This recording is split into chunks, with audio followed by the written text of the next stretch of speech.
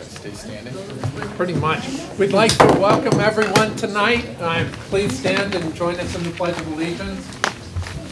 I pledge allegiance to the flag of the United States of America and to the republic for which it stands, one nation, under God, with liberty and justice for all. Indivisible. Thanks. Well, you pulled me right off that.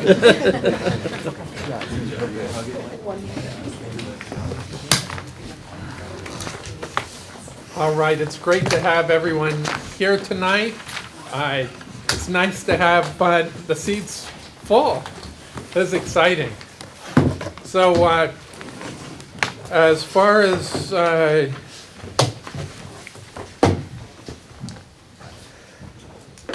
I'm aware, there are not any changes, emergency additions or modifications. I'd like to, do we have a motion to approve the agenda? I'll move to approve. Second. All in favor? Aye. Aye, that's unanimous. And the minutes from our last meeting, are there any comments? This is for both February 13th and February 28th. I'll move to approve both minutes. Well, second. All in favor? Aye. Aye, that's unanimous. Student representatives, Yes. Dan, anything to say before the other items? Yes, great. Should I just do the whole spiel right now? Yeah. Okay. So our committee, we were focusing mostly on the biggest problem on campus right now, which is vaping among students. And so we're gonna kind of preface that with the assembly that we had last week, which was about the See Something, Say Something campaign, which Mr. Munson, he was the one giving the speech and everything. And that was a targeting towards the program See Something, Say Something, which was funded by a mother whose child had died during the Sandy Hook shooting. So it focused mostly on if you see something suspicious, act upon it to prevent these incidents in the future. But then the assembly kind of got tagged into vaping as well and how that's a problem on campus. And students did not take that very well. Either they weren't taking it seriously or they thought that comparing something like school shootings to something they do in their everyday life, like vaping, was aggressive and was not going to get the message out in the right way. Because I agree that it is a big problem on campus. There are people leaving in the middle of math class and you need to go to the bathroom 3 times throughout a certain period, and you know exactly what they're going to do because you go in the bathroom and you smell what it smells like in there, and it is a problem. And it's really a sensitive topic to tackle because faculty, we know, are trying their best, but then again, students are feeling victimized, and then they're further villainizing the faculty because they feel like they're attacking on their personal lives as opposed to actually just eliminating a problem on campus. So what we talked about, I'm just going to Yeah. stick in, is that students who are probably not vaping and engaged really connected with Mr. Munson and what he was saying, and also the students who have gone to the administration and said, we think this is a problem, need help. So what the group was trying to do is talk to students and then be able to go to administration and say, we think this is a way to further what you started. So that's what we're talking about, that it was great that the administration brought this to the forefront, or the students brought it to them, and that they kicked it off at this campaign. But when they are students hearing that the message isn't getting through, they want to figure out how can we help the administration get the message that the administration wants to get through. So that's where this is going forward. Yeah, right? exactly. And we just generally all thought the best approach for this was to start with more intimate discussions towards a topic, because it's something that near everyone on campus can have an opinion about, because everybody's affected by the repercussions of vaping, whether it's faculty trust students less, bathrooms are getting locked up so that there's not as many outlets for students to go during periods. And so our idea was that if we had these more intimate discussions, students could give direct feedback as opposed to just being quote unquote told what to do or what to feel about this. and then it's just more, because with the assembly, you could tell that a lot of people weren't taking it seriously because they were in the shadows of the bleachers. And it was hard for me because I wanted to pay attention because I care deeply about, well, one, the impacts of school shootings, but then also the impacts of nicotine running through our campuses. But then when I have students chuckling in the back, it's like it's not the best environment. So these intimate settings, whether it's just classroom with teachers involved, or if it's assembly periods that are more intermittent, I just feel like that would be the best. We all feel like it would be the best approach for something like this. But on the better side, we recently had a Holocaust survivor come and talk, and it was optional for students to attend that and listen to his story and his suffering and like what the impact was on his life. But I went once, and then I saw a bunch of students go afterwards, and it was packed both times.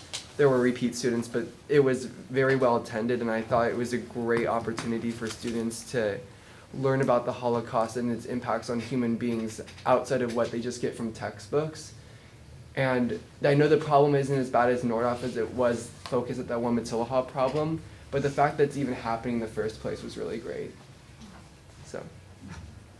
And that's sort of what you're talking about, the more intimate setting, because it wasn't Yeah. a big assembly, it was in like history classes or small groups of students. And he was talking directly from experience and not from some bullet point lecture, and not, it was so personal that you couldn't really argue against it in a certain way. Which is what I think we also had discussed as a group in the school shootings, how powerful those actual students, right, those Parkland Yeah. students, or when our parents come, it's so powerful. And how does a district, help get that powerful feeling out there? And when the Holocaust was they did a great job with that. Fantastic, thank you. Thanks, Sally. Very much. Great. So most of our public comments are on the next two agenda items. So we'll move forward to item 6.1. I think what would be most helpful to benefit those who are offering comments would be for maybe me to go quickly through what we've done in terms of superintendent search and how that process is going. And then I think your comments might be a little more meaningful rather than have you say, you should do this, and we've already done it. Although that would be great too. So I was really saddened when I got the call from Andy Cantwell saying that he would be moving. But life goes on, and we needed to focus on having a great superintendent in place before his departure date. And so one of the first things the board members did was have conversations independently with professionals who are in the superintendent search industry, who know that very well. We've also had board members talk with past board members who have gone through this selection process with previous superintendents. I think all of those have been instructive. We work together. So one of the questions I think that has come up, I've heard it a little bit, but I think it's been on a lot of people's minds. What is this board doing having so many closed sessions meetings about this? And let me tell you some of the things that we've been doing and why it's taken so long. And for that matter, why it's going to take a little bit longer. But we wanted to do a survey of teachers so we could get an input from teachers as to what they would be looking for in a new superintendent. So we worked together to draft questions, to approve questions. We've been reviewing the results, the feedback from teachers, and there was a lot of feedback, which is great. Really appreciate it all. We worked together to work on the draft and approve the job description that would be publicly disseminated to find potential candidates. Postings were done.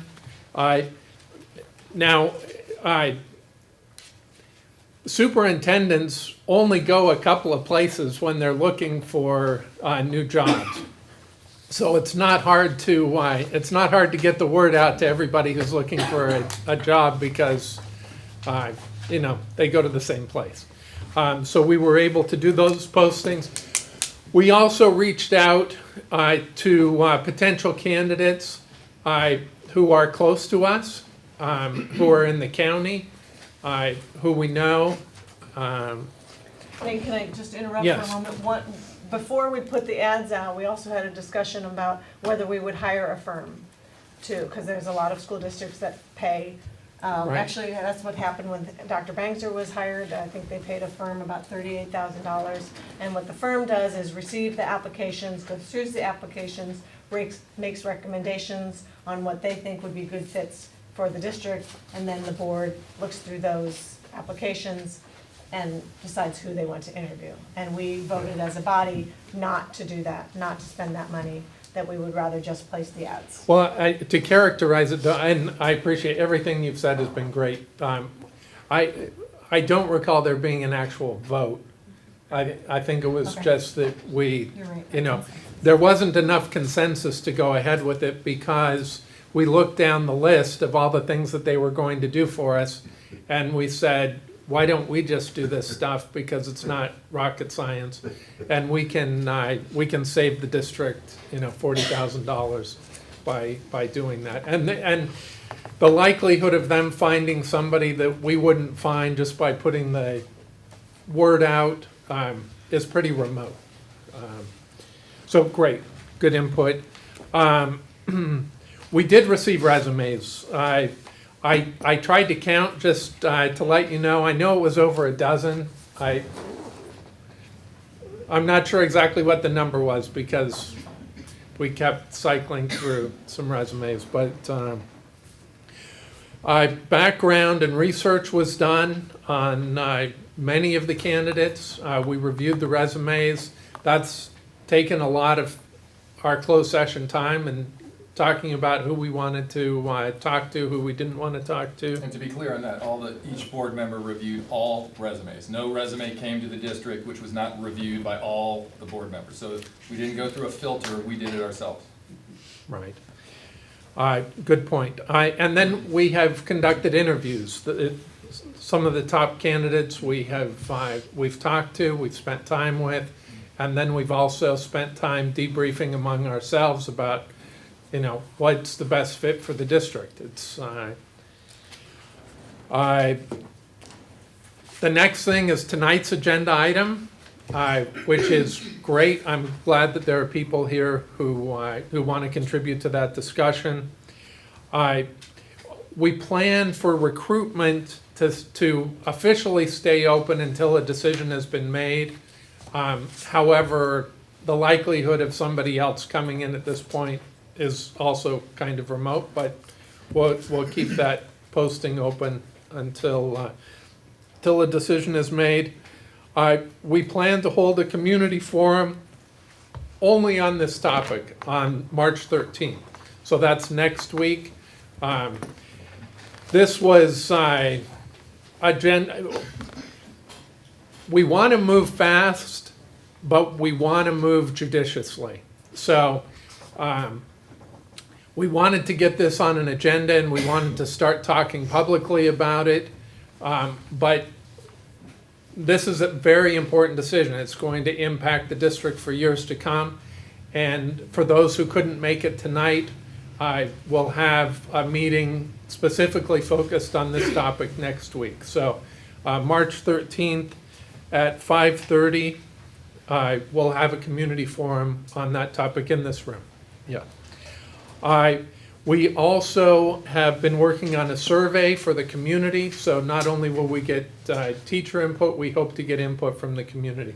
And how is that Going out tomorrow morning? So it's going out tomorrow. How is that going out?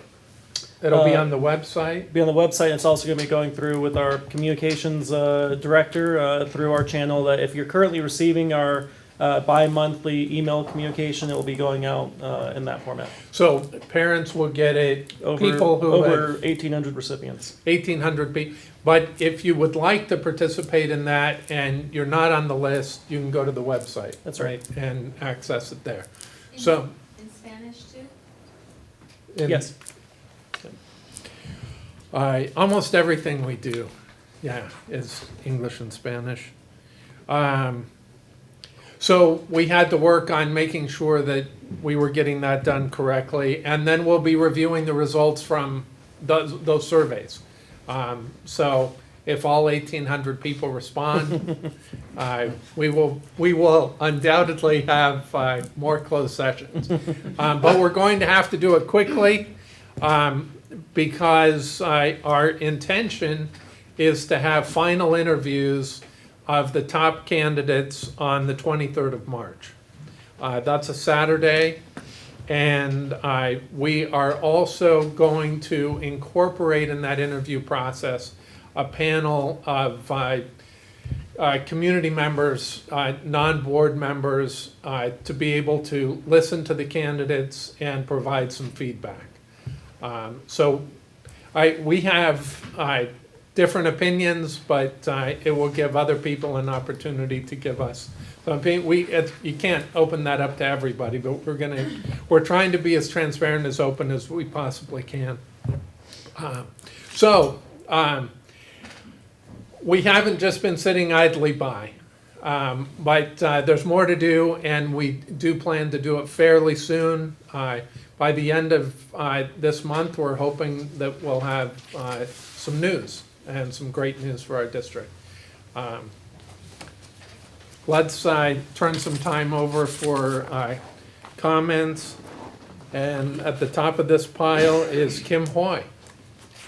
Welcome, Kim. Hi there. Long time no see. Too long. It's a pleasure to be here. I have a few notes that I wrote knowing that I've got 3 minutes, so I'll try to be as concise as possible. So I think everyone here knows who I am, but I come to you very much as a parent. I am the parent of 2 rising seniors, but also as someone who worked in the district for 21 years and is now working in a larger school district and having all of those like aha moments that one might have if you could envision that. I walk around with my OHI filter on. Sometimes I take my OHI filter off. But hearing about the potential opening here for the superintendency, I really felt it was kind of a compelling place to be, to come and just share some thoughts with you as a governing board about priorities to consider. I'm sure in your discussions you've been thinking about many things, so chances are I'm saying things to you you've heard amongst each other, so I don't want to assume that you're not already talking about these things. The first kind of key thing for me is, we've had a really wonderful person in Andy, because Andy brings that combination of business acumen, legal expertise, but also a love for the holistic belief in children. And I feel like that's a key principle to keep in mind, that we're looking at trying to replace these amazing skills that Andy's brought to the table. And so thinking about who can do that but still have a heart for children, I think that's a critical piece of it. And that might come from, for example, someone who has been a classroom educator but then has moved into a business role, or maybe not. But I definitely would love to see that kind of continued emphasis. I realize that we're also in a unique time politically. So in terms of when you're looking at hiring someone, some of my Santa Barbara experience has taken me into places in Sacramento where I've really become more aware of how important it is for district leadership to have that clarity about funding streams and to be really thoughtful. I mean, as you all know with LCFF, meaning local control funding formula, there's a lot more local ability to make those decisions. But then there are all these special things that are kind of happening from a grant perspective, and I would encourage that. I would love it if it was someone who got that sort of cradle to career and that perspective about leveraging new funding streams, whether it's through donor cultivation. I think that's a huge piece of the pie that could really illuminate new opportunities here in Ojai Unified, or whether it's through some kind of grant writing and leadership in that space. My time is almost up, so I want to be really sensitive to that. I certainly have more thoughts that I could write down at another time. So anyhow, thank you. Thank you. All right, and then, Kim, Yeah. just one thing that's been a little bit on my mind, you and I had a conversation Yes. about the AXA website, Yes. and I am reassured that the website we're using is absolutely used by the same people. Okay, that's good to hear. Muriel Lavender? Lavender. Yeah.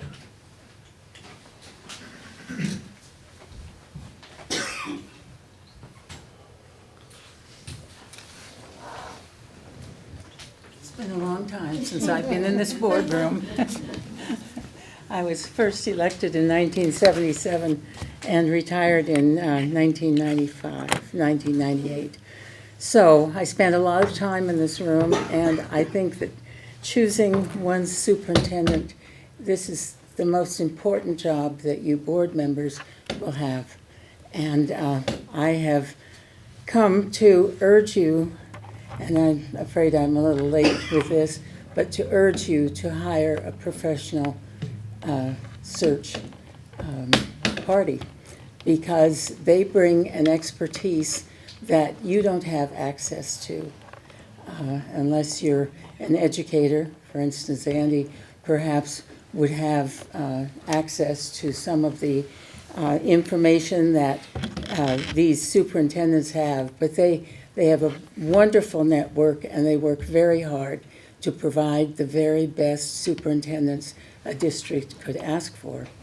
And we've been very fortunate here in Ojai. The year I was elected, 77, Bud Marley was selected from Riverside County, and he Bud was a Marine, and he brought that orderliness and determination to have order to the district, and it was something we needed very badly at that time, because the high school had implemented a flexible program where the students at the high school, the academic classes were offered 3 days a week, and the opposite 2 days a week the students were free to study wherever they wished, whether it was going to be on the lawn or in the library or at home or perhaps in a coffee shop downtown.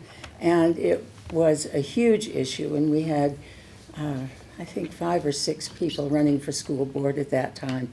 But that was one of the things that we resolved when Bud came to the school district. And he stayed with us for, I think Bud stayed with us for 7 years. And that's one of the things that I think is very important in hiring a superintendent, is to know that they will stay. My bias is at least 5 years, so that the policies they are able to implement with the help of the board can make a real long-term change in the school district, or improvement in the school district. After Bud retired, he went to down to south of Thousand Oaks as a superintendent, and we hired Andrew Smith, who came to us from San Diego County. And Andy stayed for 12 years. I think that Soul Park Golf Course had something to do with his longevity. But he was a wonderful superintendent, and what he brought to the district, whereas Bud brought order and discipline to the district, which it badly needed. I like to tell people that my favorite question when we did our conversations with our candidates, my favorite question was, please describe your management style. And when I asked Andy that question, his response was one word: collaborative. And we at that time had a very difficult situation with the classified, the certificated, the board, and the administration being at loggerheads over a number of different issues. And so Andy brought his collaborative management style into the district and made an enormous difference in bringing all of these groups together. But that aside, the reason these two superintendents were so successful and instrumental in shaping the school district is because we had very, very good professional search people. And most of these people, as Andy may know, come from education themselves, and they've had a lot of experience in working with school boards looking for superintendents. And so they know the ins and outs, they know how to get information that you and I probably couldn't get. So that's why I came to you this evening, to tell you that that would be my bias. I realize that money to pay someone to do that search is an issue. But I don't know. I came on the board just after Proposition 13 was passed. And there has not been a day since then that the school districts have not suffered for lack of funding. And just as an aside, I'll say I visited my son and his wife and my only grandson in Dallas, Texas recently. And I'm not familiar with how Dallas funds their schools, but they live in a community about 20 miles east of Dallas, and the school buildings are in such good repair.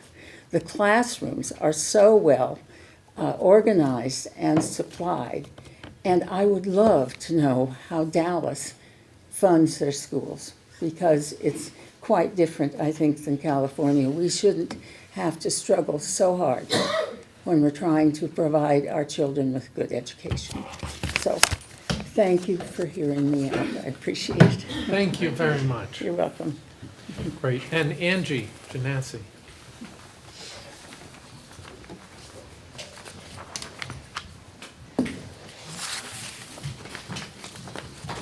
Hi, I'm Angie Janassi. I'm the president of the Ojai Federation of Teachers. And you answered most of what I was going to address, which I was sort of hoping that you would. I am here to speak for OFT. The board of OFT and our council members really urged me to come and speak tonight because we were concerned that that the board has not followed past practice, has not followed has not included the unions in the process of searching for a superintendent and vetting the superintendent candidates. And we were also just concerned because one of the things that our school district is really, really working on, as Cheryl knows, is collaboration. And we are, as teachers, we are having collaborative team meetings. We're working on collaborating with one another. We have a new clause in our contract that is about collaborating as at school sites with the administration. And so it was very discouraging to us to feel like you, as the leaders of our district, were not really collaborating with the union and modeling that for all of us. And so they wanted me to come and express that to you. It sounds like you've made some changes in the process, and we really appreciate that, and I hope that we are included in the coming week or weeks. Thanks. I think you can plan on it. All right, before we move to the next topic, any comments from the board? Okay, item 6.2, and we do have a few speaker forms. Yeah. Excuse me, I came late and didn't fill out a speaker form. May I still speak for the topic? Absolutely. I have a couple right here. Thank you. You want to speak first? Yeah, as long as you're up, why didn't you go ahead? Thank you very much. My name is Mike Krumpschmidt. I'm a current employee of the district, and I'm also a retired teacher of the district. I've been employed by the district for the past 42 years, and I'm excited about a change, but not because I want to see Mr. Cantel go away. It's just change I think is often good for an institution, and it allows it to renew itself and to move on in a way that it might not have otherwise. So it's the silver lining, I think, to the cloud that Andy's departure gives us. In my 42 years, I've seen quite a few superintendents, and Ms. Lavender spoke well of a couple of the really good ones that we've had. Bud Marley and Andrew Smith were exemplary superintendents. I've also seen, however, some shortcomings in superintendents during my tenure here, and they were situational shortcomings. The district has before it various challenges, and depending on what those are and who we have as a superintendent, it doesn't always work out for the best. For instance, in the past, there were some capital improvements, and still are, that need to be made in the district, and we haven't necessarily had superintendents that were well-versed in construction.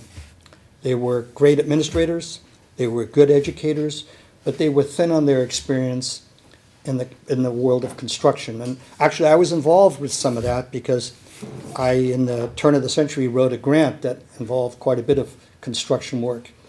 And I saw how challenged we were, and it became clear to me that we do need a superintendent that has some chops about the construction world. And I would urge you to see that the people that you're considering have that kind of a skill set, because I know that we still have ongoing construction challenges, particularly as they pertain to this campus, but all of the other ones as well. Then there are challenges that relate to curriculum. And back during Andy Smith's tenure, we had some unfortunate circumstances that happened that were somewhat mirrored with what happened not so far back with the swastika issue at Matilaha. We had a similar situation at Matilaha in the late 90s, and Andy Smith came to me because I was the department chair of social science at the time, and he asked me what the curriculum could do to address that situation. And that actually wound up in a complete address at the idea of tolerance and prejudice, and at a study of comparative religions. And they were put side by side, and it was delivered on the junior high level at, of course, their learning modality, and found to be pretty effective because the problems that we experienced at the time abated. I'll end with that. And things went pretty well forward. I think we should have a superintendent that you're looking at that has the ability to look at the curriculum and the need of the community, because the framework doesn't always address the need of the community, the state framework that the curriculum is based on. So you want someone well-versed in two opposite areas. Good luck. Appreciate it, thanks. Thank you. You haven't made it any easier, but that's a good transition to item 6.2. And I think we'll do this one in reverse because we haven't really, as a board, publicly spoken about this issue or had the time to do it. And so I think it would be great to get the public comment first, and then we'll be able to discuss it better. So why don't we start with Blanca Ramirez? Hello everyone, I'm here because I am a parent of a 6th grade student, and she will be going to Matilaha next year.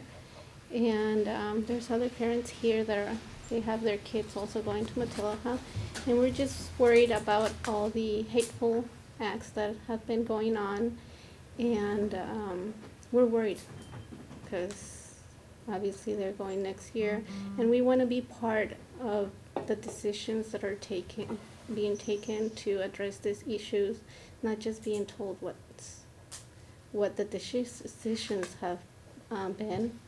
And we are happy to be involved in all this to help our children have a safe environment. Thank you very much.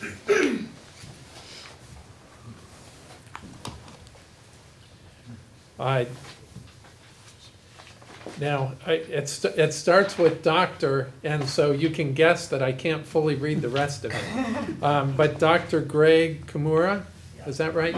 Great. Sorry about that, I did my best. That's all right. We have a number of people from the same group who are going to be speaking. Maybe it would make sense to have everyone come up who's part of the Ojai Alliance for Education Equity. What would be the point of that? Usually people speak one at a time. Well, we're going to all be talking about the same piece of the thing that Okay, we're right. talking You about. want to follow each other, you mean? That's what I mean, yeah. But we could have everyone, if I could invite everyone from that group to stand up at this point, too. But No problem. I'll I defer, think- I'll I defer to think- you as the chairperson. No, I there. mean, feel free. I think we know most of the people in this room, so we know who's part of which group. But go ahead. Okay. Can you tell me the name of the group again? The Ojai? Ojai Alliance for Education Equity. Yeah, feel free to stand. Yeah. Great. Again, my name is Dr. Greg Kimura, Father Greg Kimura. I'm the rector of St. Andrew Episcopal Church. I'm the immediate past president and CEO of the Japanese American National Museum, which is a civil rights museum in downtown Los Angeles. But probably most importantly for this, I am the father of 2 children in the school district. I have a 4th grader at Miramonte, last year was at Topa, and a junior at Nordhoff High School. 2 years ago, after the incident at the high school, I met with many of the people who are around the table here because I was concerned that if there wasn't a unified, comprehensive, and systematic response to anti-hate, that this was going to continue to happen. And so I'm not surprised when 2 years later we had this incident at Matilaha. Back then, we gathered a group of people together that included people like Yolanda from COPA, Roy Rodriguez, career employee of the school district, and a number of other folks. And that group went through some ups and downs, and then summer happened, and we all went to the Four Winds, as sometimes happens. But it was reactivated with this recent event.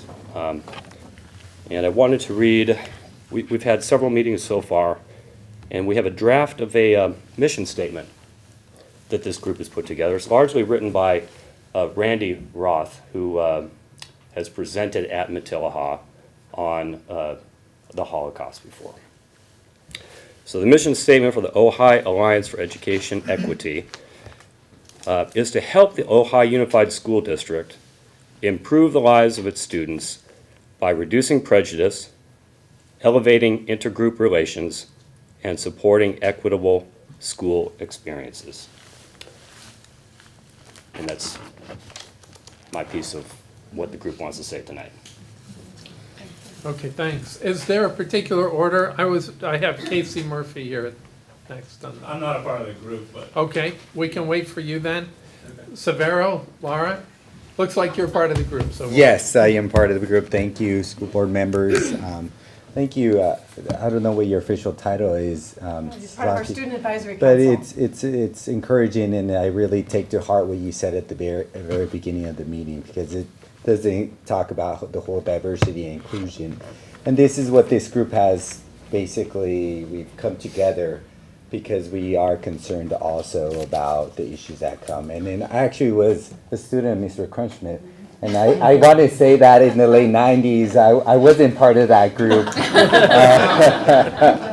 But unfortunately, I do have some experience with that.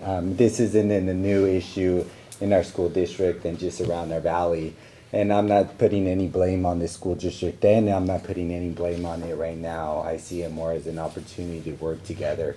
And we also come together as a group as concerned parents, concerned individuals in the community that see this as needing a change and needing a positive change.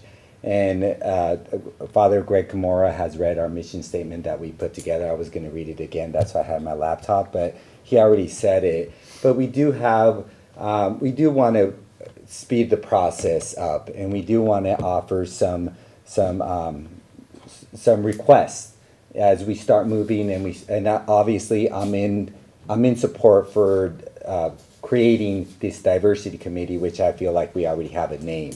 But in the process of speeding things up, we're going to be pretty direct and frank in our requests about being a part of particular programs, especially the second step that you'll hear more of our members talking about, also with the LCAP getting more involved with having to generate some of that data to help out, and also with the requirement at the high school level to have a ethnical study and racial justice in order to graduate from the high school. I think it's really important that we start developing these curriculum to help students know how to deal with these prejudice and reducing some of these issues.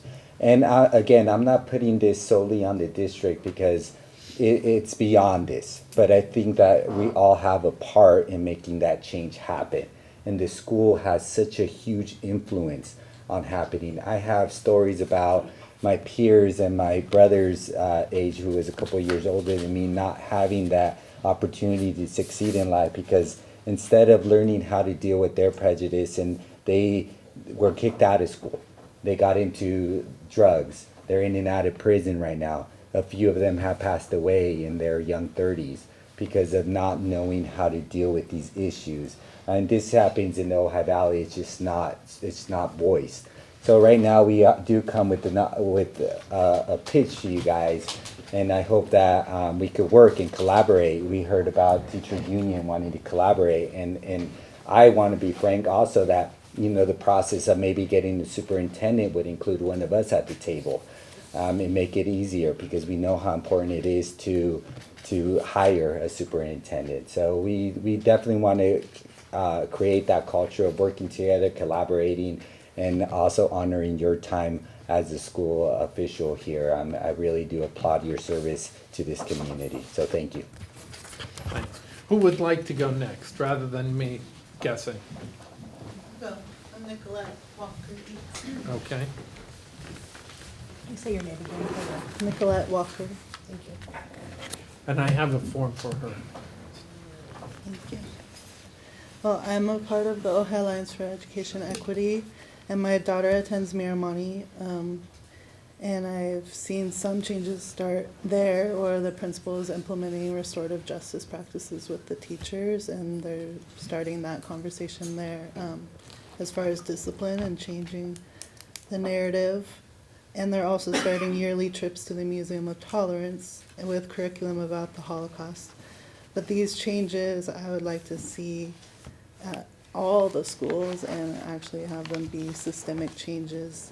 I grew up in Miners Oaks and I attended public school, and I've always seen all these different levels of inequity in school experience and accessibility to opportunities, especially between the white students and the Latino students, which are our two major groups in the area, but also other students of color, and facing the continued acts of bullying, acts of hate and racism, and lack of inclusion. And as a parent and also as a teacher, I want permanent changes in how our schools address these issues, and also kind of including the families more and making it more accessible to be a part of different things, especially with the second step curriculum that I have looked over, all the different areas that they cover. And I feel like there's a lot of room to include more material on anti-hate, on diversity, equity, and inclusion. Even though it does address bullying, conflict resolution, and also sexual harassment, which is great. So these are just first steps, and I think that our alliance could really help in furthering and expanding those things to include changes that will be across the board. Thank you. Thanks. Thank you. My name's Tim Nafziger, and you have a speaker card for me. Yeah, thanks. Thank you so much for putting this on the agenda. I just want to affirm that that's a really important start in this conversation. As I've shared, I'm part of the Ojai Alliance for Education Equity, and as I've shared when I've been up here in the past, part of the experience I bring to this is having worked with Showing Up for Racial Justice Ventura County through a similar process with the Ventura Unified School District. And there was a slightly different set of asks there, but one of the commonalities is the ethnic studies and or social justice graduation requirement.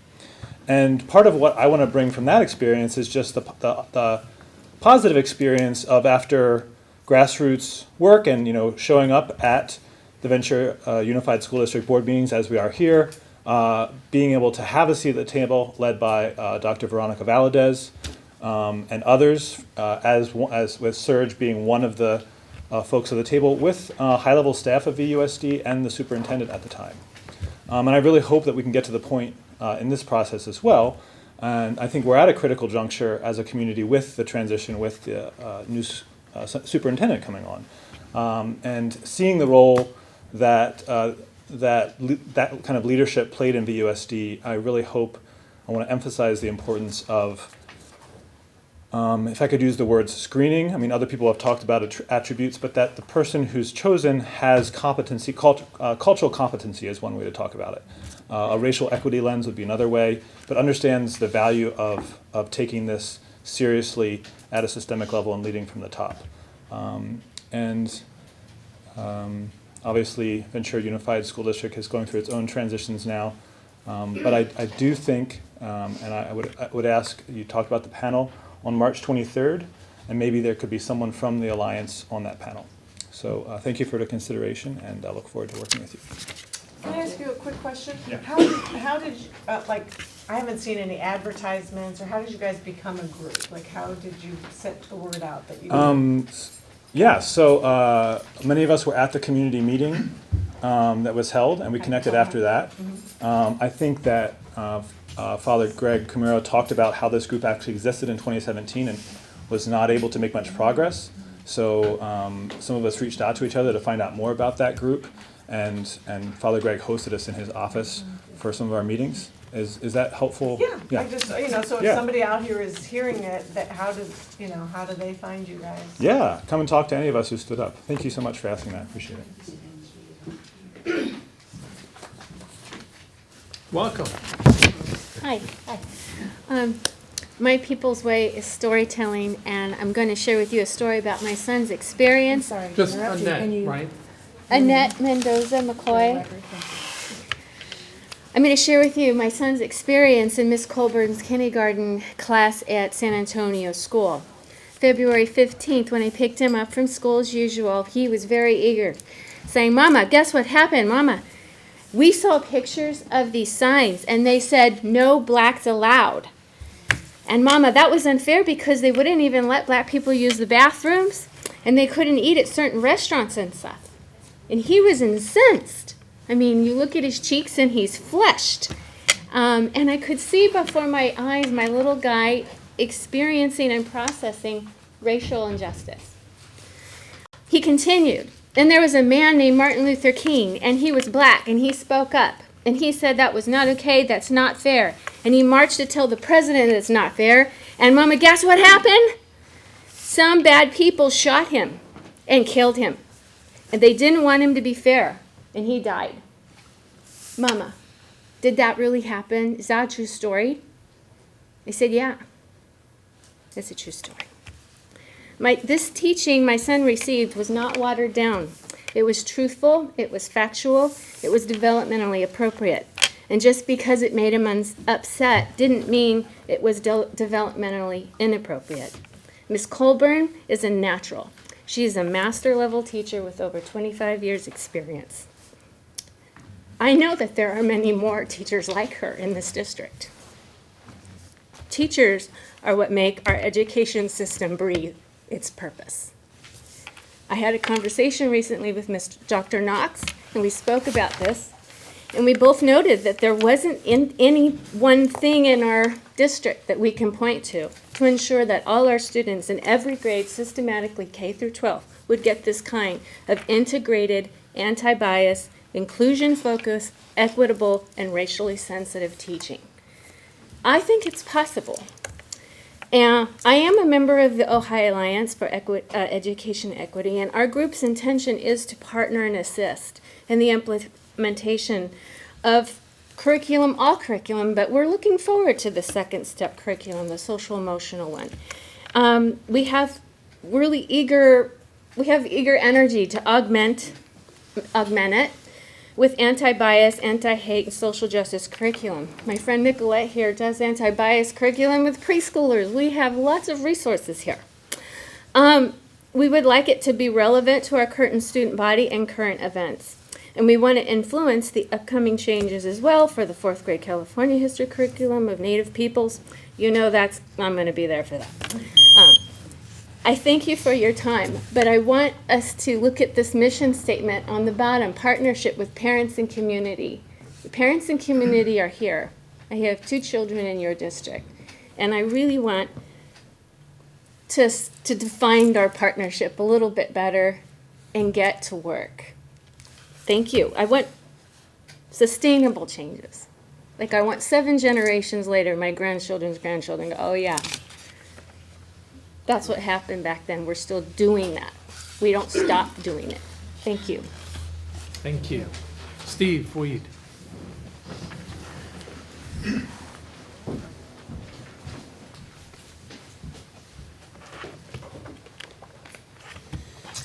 Hello, everybody. Thanks for having this topic on the agenda.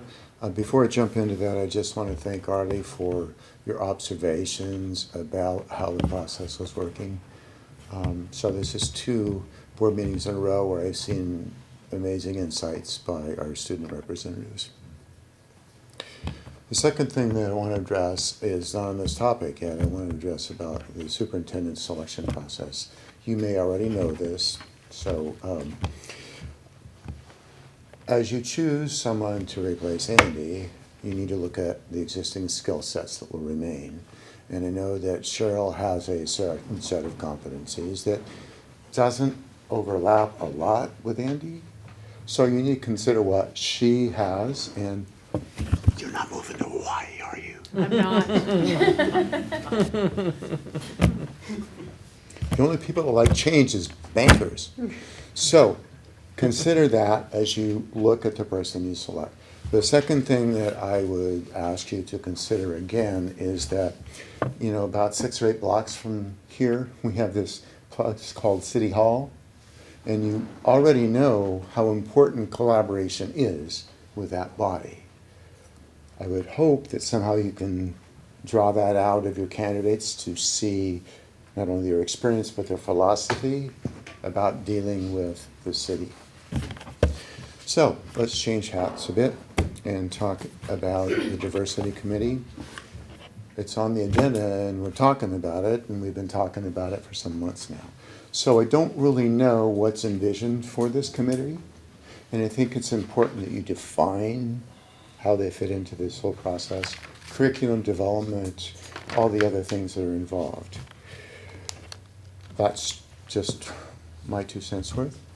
But as you know from your experience with me, it's an issue that I care very deeply about. And I'll remind you that when I ran for the board and had a chance to present, there was a question about that general topic. And I have stories much like this. And I've forgotten your name, ma'am. I have stories much like Anita because Jeremy said a very similar thing in 4th grade. But again, diversity is not just about the Jewish heritage. It's not just about Black Lives Matter.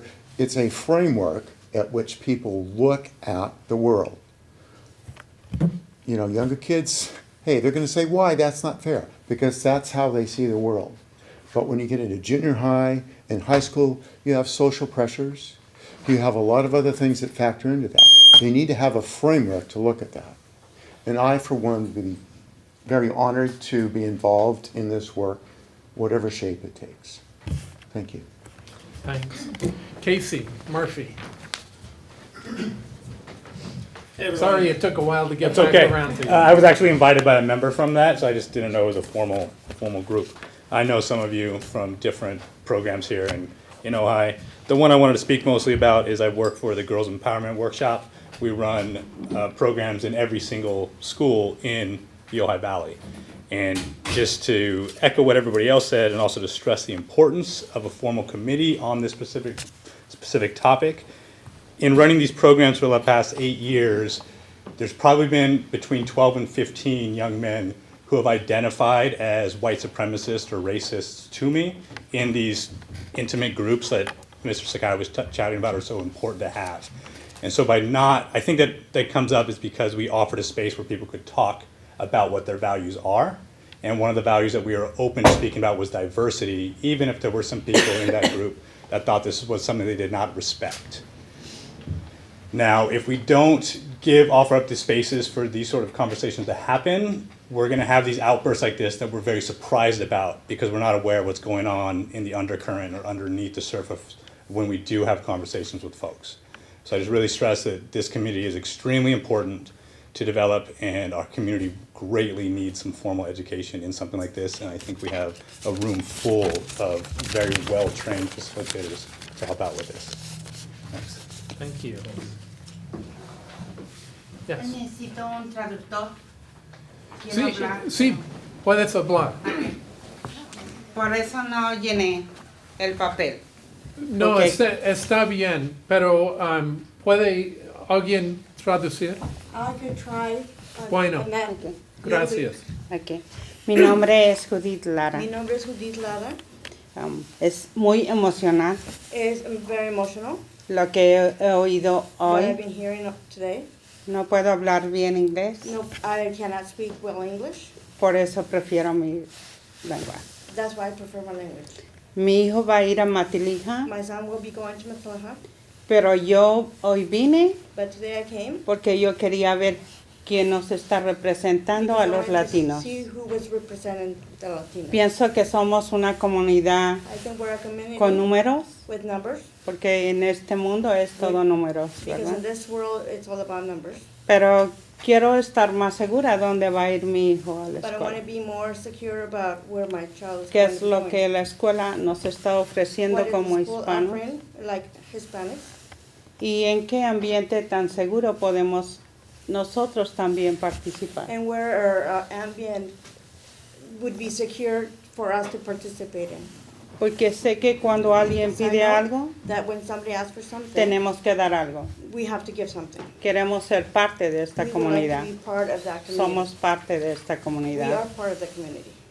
Solamente deseaba ver a un I representante just en wanted ese to wish somebody be represented para el in this- próximo candidato, for the next candidate, tan de menos haya una silla más. where there could be one more chair.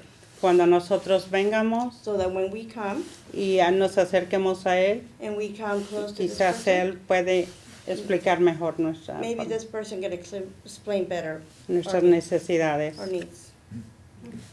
Yo sé que tengo mi hijo, es de piel más morena que yo. I know I have my son who is a little darker than I am. Llegué al salón I came to the classroom y le dije a la maestra, and I told the vengo teacher I came por mi hijo, y for me my dice, son, ¿cuál es su hijo? and she asked, "Who is your son?" Y le enseñé, él es mi hijo, I Israel. pointed to where my son was, Y ella, riéndose, burlándose, dijo, yo she- creí que era de la India. and she laughed and kind of made a comment that she thought he was from India Por el color. because of the color, Y me sentí mal. and I felt bad. Y ella continuó riendo. And she continued to laugh. Eso es todo, gracias. That will be all. Thank you. Muchas gracias. Thank you for sharing. Can you tell her she's very well spoken? Yes, that's fine, you can. Go ahead.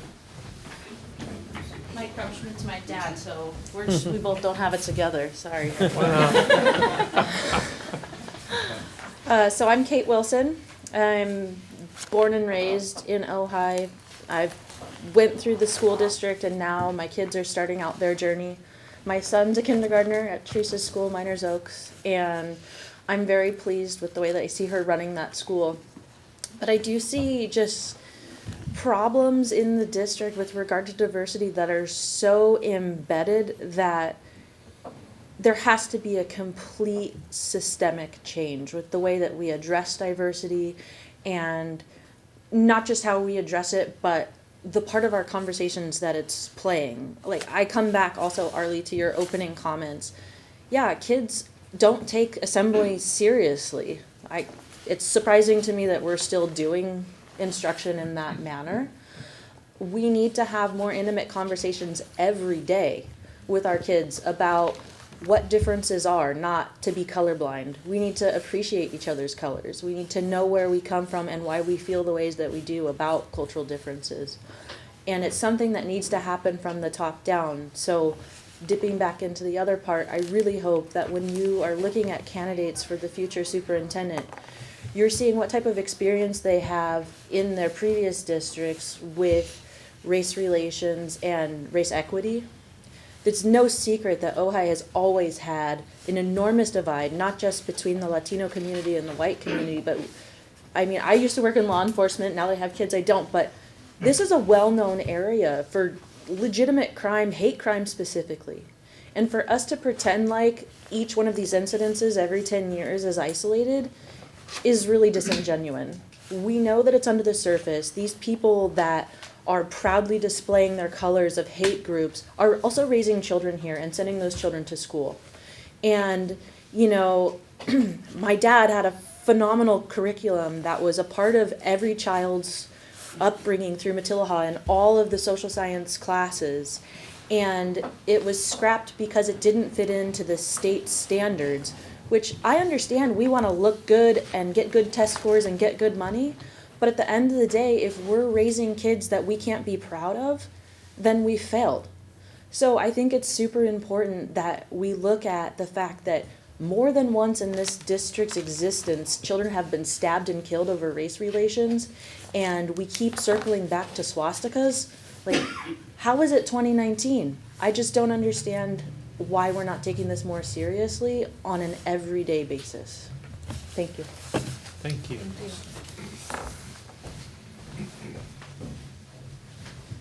She was well spoken too. Dan? Yes. I can build this out. I just have a question. How can people apply to get on the panel for the superintendent, or the information about the panel for people that are interested in it? Well, to be completely open about it, we just finally decided we were going to have the panel. So the next step is to sort out who's going to be on the panel. So we should have some information about that very soon. And that will be published somewhere. So email to apply to, or application process. That's a good question.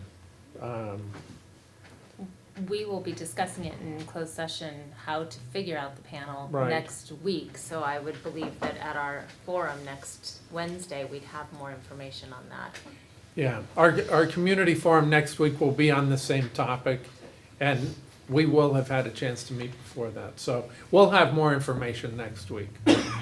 We honestly just On ran the out of 13th. time in our closed session with so many things to discuss. We didn't get to figure out, we decided we want the panel, we want the input, but not how exactly to form it or who will be on that panel. Would you encourage people who are interested in being on the panel to email info@ohiusd.org, or? It wouldn't hurt. I don't want to prejudge how we're going to pick the panel, so I mean, it can't hurt to do that. Sure, but you're wanting to have this finalized by the end of March, and it's Right. 6, so you're talking about a process that you'll have to figure out. Exactly. So, I mean, we're open to everything at this point. The decision hasn't been made. My assumption would be if a decision is made in closed session of how the panel is chosen or applied for or whatever, then that would be put in we would let the paper know immediately so that it could be in the Friday paper 2 days later, and then the deadline for information would be the following Monday or something. I mean, something like that. I can't And on the guarantee. website, I assume? Right. Our new website? Could be. Thank you. Right. Thanks. All right. Any more comments on 6.2? All right. Okay. Are there any comments from the board? Yeah, I would like, Arlie, did you have anything to add about the diversity and some of the ideas sound interesting to you? I know they do to me, so I'd just be interested to hear. Would you rather us talk a little bit first, or? No. One thing that I didn't mention, just because I didn't know what my time frame should be, when Sophia, who's the Sophia's the freshman representative, and then Stella Moore, she is a senior representative. We had a meeting today talking about like things to gloss over before I talk, And one thing that we are all, because there's a bunch of issues going on right now, but I mean, that's just how it will be. But we are agreeing that the curriculum has to start engaging students from such an early standpoint, because if we tackle things at the age level where they are happening, it's like that's just gonna keep being phased in by students who aren't being educated early on. And so we start early and continue to go early. They're gonna cycle in these students that are well-rounded and are considerate and know diversity and all the standpoints from the beginning. So yeah. And I think that, for me, that a lot of that came up at that forum where Andy and Cheryl were, leading the group. And I've been seeing a lot of information about ethical studies as graduation requirements. And I think I'm very excited also about the community being here and being interested in helping us move forward and being part of our LCAP, which is, this is, right, this social emotional stuff is key. It's one of our goals, and I think it's like, yay, people are here and there's ideas, and there's nothing, that's how the best way to move things forward is to have lots of people with ideas and with passions and with abilities, and it's hard for us, or even for a superintendent to sort of say, well, this is what I want to do. Somebody sort of had a comment, well, if it's driven by an individual, it might not go very far. But if it's driven by a system and by a group that cares about it, it's going to last longer and go farther. So I think something like that's exciting. I think there's been a lot of good suggestions.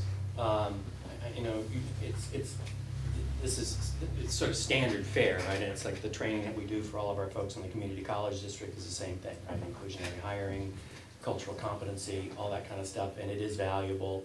And I agree that the earlier you start, the better, and that it's possible to have age-appropriate conversations. I've lost Annette. Yeah, that whole idea of we call them courageous conversations, right? They're really hard. They're really uncomfortable. But that's the world, right? That's the world we've handed our kids. And so we have to talk reality, compassionately, but reality. Where I'm struggling is the interface between the OAE and curriculum development and all of that. And that's something that I would probably look to Andy and to Cheryl to help us understand where those interface points are. I would point out, make a little pitch here, every school has its parent organization, and sometimes those are kind of light, and so a little bit more involvement in some of the existing structures is a good start, while we start trying to figure out what else could be done. But I have to echo what Jane said, the involvement of the community. This is a community school district, and if you're not a part of this, then we got a problem. So to see everybody stepping up in such an enthusiastic way is really heartening to me. So I like the idea. I'm just a little struggling with exactly how it would manifest. I keep thinking the same thing. What does it tangibly look like? And I, in my head, keep equating it with the Ohio Education Foundation that saw a need in the district and wanted to fill it and created their own framework and interface with the district. And I imagine a similar type of, we don't decide who's on OEF. We don't have involvement. They are their own entity, but greatly benefit, and we rely on their cooperation with us. And I kind of see it in the same vein. And they have conversations, right? They talk to the district Right. in terms of what do we need, what should their financing, And what I should their don't know projects enough be. about how that conversation happens, so that would be something that I would want to know more about. But I agree, I had the same thought.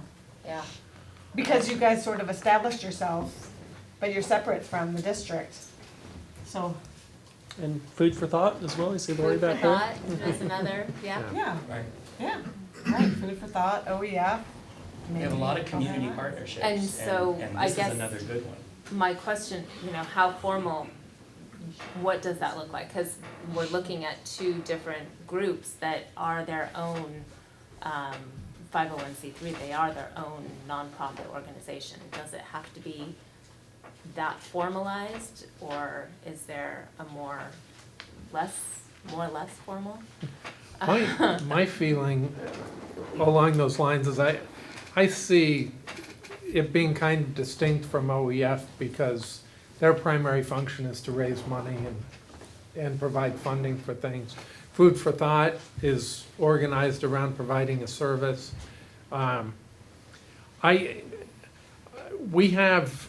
We're struggling with our LCAP organization participation, which is supposed to be exactly this. And then we have this group that we don't really know how to interface with. It seems like if this group were part of the LCAP process, that everyone would benefit, because then we would have a vibrant, functioning LCAP process that had a mechanism for impacting change in the district, rather than trying to create something new. I mean, education foundations exist in almost every school district in the country. Food for Thought is growing like that, not everywhere, but a lot of places. And it just seems like that's the perfect way to tie all of this together. It doesn't have to be that way. I mean, any group can organize to do anything. I'm just suggesting that because it's an easy way to interface and interact with the board and the school district. To invite them into the LCAP, everyone's invited into the LCAP Right. process, but to specifically seek them out? Is that what you're suggesting? Well, I'm not sure. yeah, that they would participate. I mean, that there could be specific. We have these lists of goals that they could specifically focus on. What does that set of goals look like in all of our schools, and how do we best address that? Cheryl, I'm curious from you what it would look like curricularly. I'm hearing suggestions from this group that they want to augment Second Step or help flesh out programs, and I don't know what that would look like or what. So two things curricularly. So first of all, we are planning on adding anti-hate curriculum into the advisory period where we're doing Second Step. So in fact, on Monday we have a teacher professional development day. It's a non-student day. Our Matilaha teachers will be looking at lessons from tolerance.org, the ADL, Museum of Tolerance, and looking to pull lessons. What we'd like to do right now is add 10 lessons per year in 6th, 7th, and 8th grade in that advisory period. So you could imagine you're going through the units of Second Step, but maybe when you finish a unit, you plug in one of the anti-hate lessons into the class period. So we're already looking at adding it there. Additionally, for our elementary teachers, we are going to do a similar activity where we're asking them to at least pull 3 lessons for the year. So in K through 5th grade, we'll have lessons that we will commit to teaching throughout the year, and then we can add more as we go on. Lots of lessons that highlight social injustices of the past are in our history program. So it would be good, though, for our teachers to outline which ones we, sort of like what we're doing with PLC work with math and English language arts. We're pulling out what we call essential standards, and we're making sure that we all hit those and we all make sure students master those. The same could be true of history when it comes to some of these issues.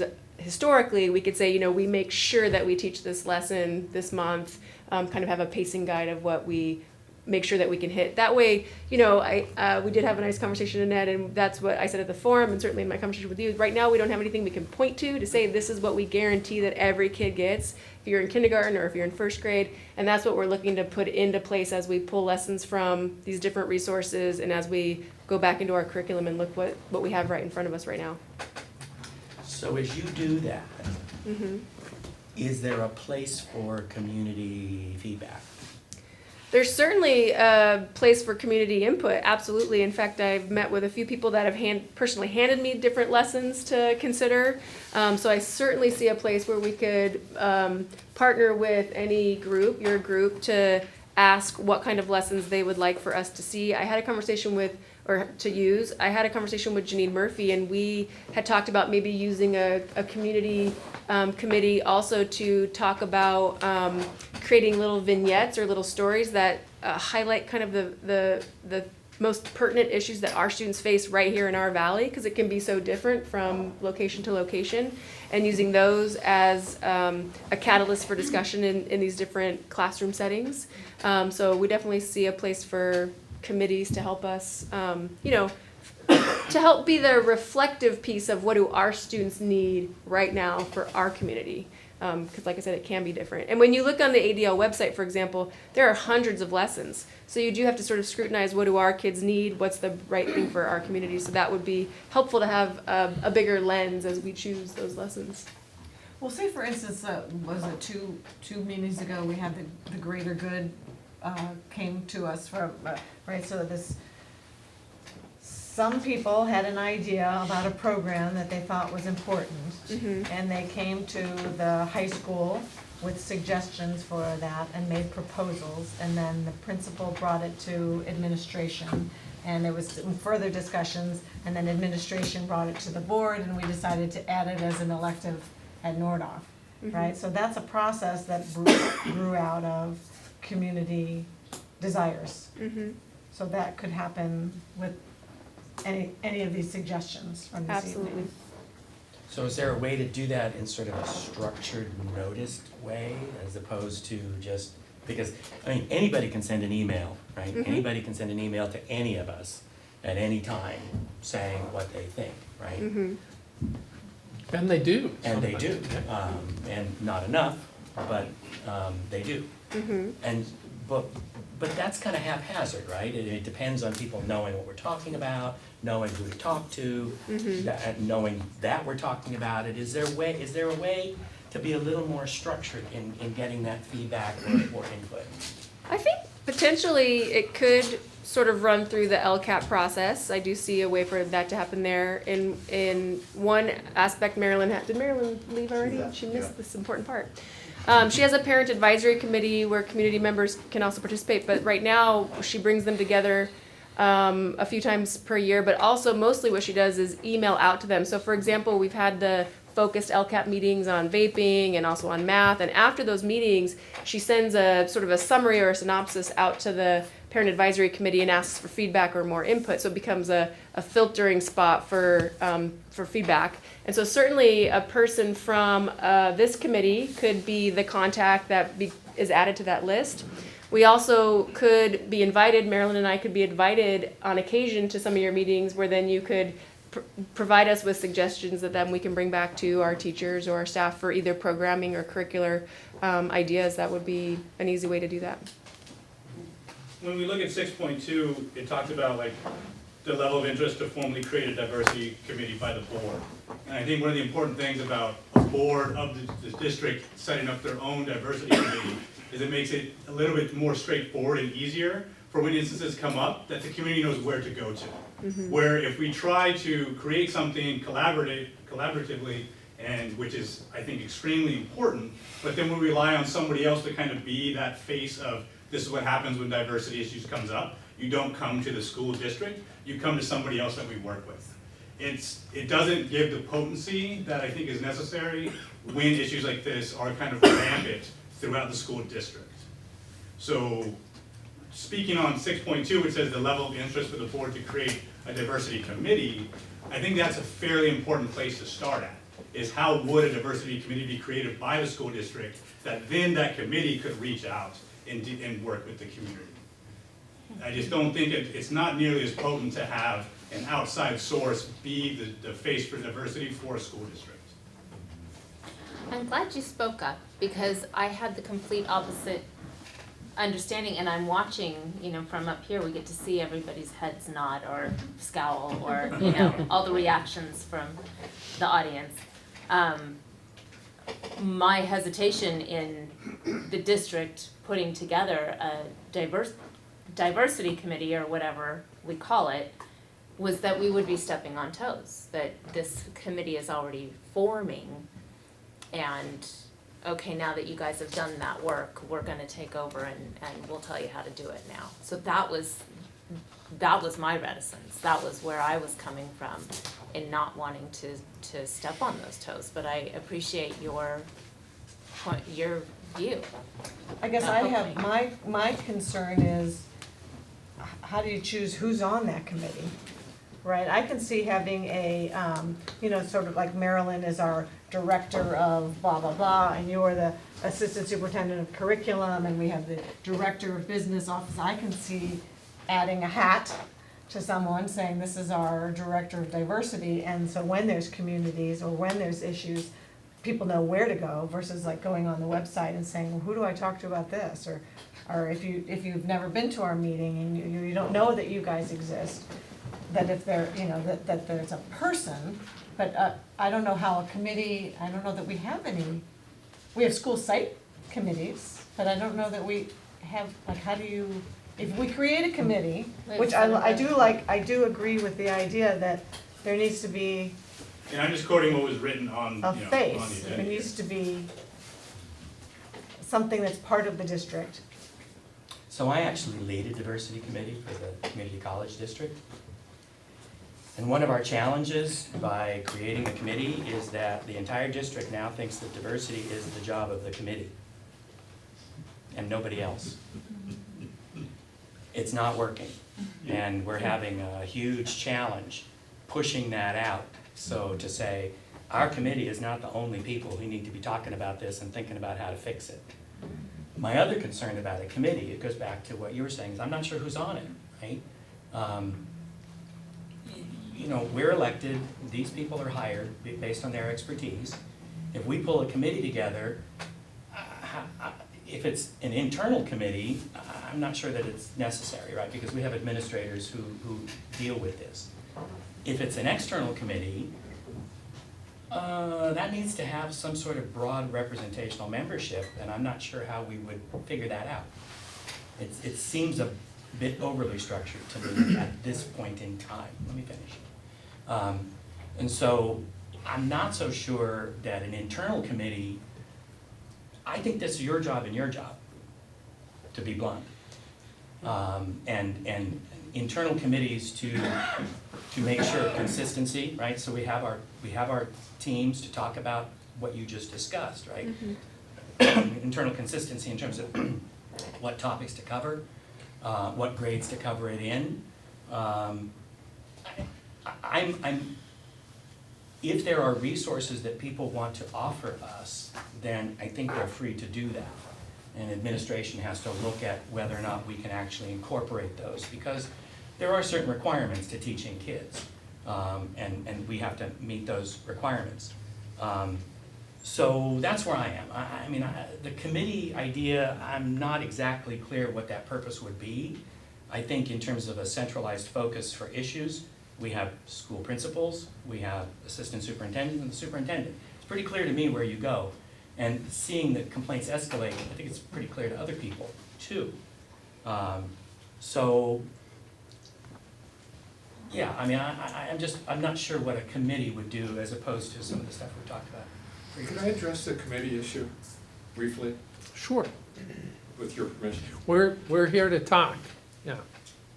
I think. Could you tell us? Yeah, can we get your information later? Can you just write down that? Great. Well, If you go to the podium, then you'll be heard by the video On camera. TV. Yeah, it would Nobody be on good. TV Make our can, smoke from I know. their seat. We don't want the people at home to miss out. They're sitting in front of their It's recorded? Oh, TVs, yeah. I didn't know I was on. and they can't wait to hear what you're going to say. Yeah, my name's Skip Demuth. I live around the corner. I've been in town about 8 or 9 years. I've served on a school board before. And I think that what the group is addressing goes almost to the realm of like a moral imperative, a responsibility of leadership, a requirement. not just of like somebody who shows up to the meeting, but a personal requirement of what can we do to push forward social justice in our community. I've been completely struck in Ojai in 8 years by the division between the Latino community and the white community, to make a gross generalization. And I think I talked to Andrew in his office once about it. I can't remember which issue that was. Oh, it was about the closing of the school. Right. And I consider people who are elected to office to be leaders, to be forward-thinking, to come up with solutions before crises happen, and to get hung up on whether it's a committee and how it's going to work structurally. Really might be a good question at some point, but what's wrong with an advisory committee? Surely the board, in its vast power, would have the ability to say, maybe we could use an advisory committee on Latino inclusion and understanding American ethnology, the cultural things like has been addressed before. And you could say, if anybody's interested in serving on this committee, on this advisory group or whatever, they could just send their name in, and then you could pick who you want. And I would pick the people that showed up and have the passion and the knowledge. Unless some ringers came in late and they were good, then put them on too, whatever. It's not that complicated. You get people who are all like highly intelligent and accomplished. It's not that complicated. So that's my 2 bits. Sorry. Thank you. I do like we kind of did that with the Student Advisory Council. Well, I'd like to speak to that. So one thing about this whole conversation is I think that there are a number of things being talked about at the same time. One of them is the curricular piece. The other piece, and I'm not here to as you said, we're leaders and we should lead, and I think we all really do try. And I will tell you all that this subject that we're talking about right now, the broad subject, particularly as Kate, you brought up, this Latino and white and how our demographics in the test results reflect this great disparity, that we're not, as a school district, doing a fabulous job by any stretch of teaching particularly our Latino community. And what do we do about it? What do we do about it? So overall, I guarantee you, because I know everybody sitting on this side of the table, we're all in. So, things we have to worry about, there are people, believe it or not, in our community that spend endless hours completely as volunteers for our schools who look at some of these issues. And there is a bit of a presumption going on that just like, we're just a bunch of, in my case, white, guy in his 50s who just thinks everything's great and show up at board meetings. That's not how it is. Believe me, it's not how it is. So what I'd like to do is, I love the energy of this group. I think all of us do. But, and maybe you're right, it's angels dancing on heads of a pin. Is it a committee, is it not? But broadly, I will tell you, I think the curricular piece is important. When you're running a school district, it is easy to believe and want to believe that when someone does something outrageous, that it's a result of a lack of education. It's not always. Sometimes it's actually a result of education and someone wants to be outrageous, do something really crazy, show their friends. And sometimes what do you do with that? But the broad picture of how do we as a school district become a true village? How do we really educate everyone as well as we can? I'll tell you this much. One of the things that when we talked about the superintendent, we want empathy.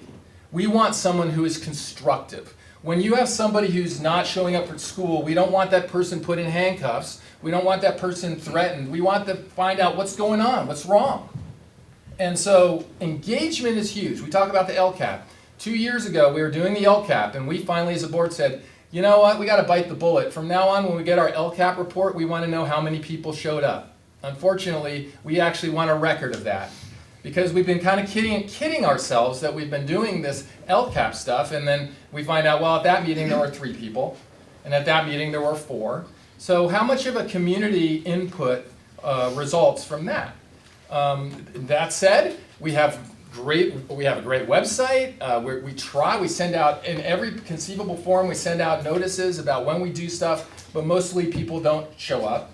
When we have parent-teacher conferences, oftentimes parents don't show up. You'd like to go to their house and say, "This is important. Please come." So all I can say is I'm all in with all of you who want to address these issues, and the conversation about how we do it, I think, is because we as a board also recognize that we have committees and they sometimes go nowhere, and they, so whatever we do, let's do something. And I don't think you have, whatever resistance is perceived, I don't think exists. I think we really are all on the same page, and that's my 2 cents. I would kind of have to agree. I mean, it's kind of ironic because I think I'm hearing we want institutional change, but we don't want to use the institution to do it. And I don't know how that works. Collaboration was mentioned. Well, collaboration is fine, but how does that work? I'm happy to get, if you want to send us a report every month and tell us what you think we ought to be doing, I think that's great. But wouldn't it be better if we did more and had it structured in a way that really worked long term? Yeah, go ahead.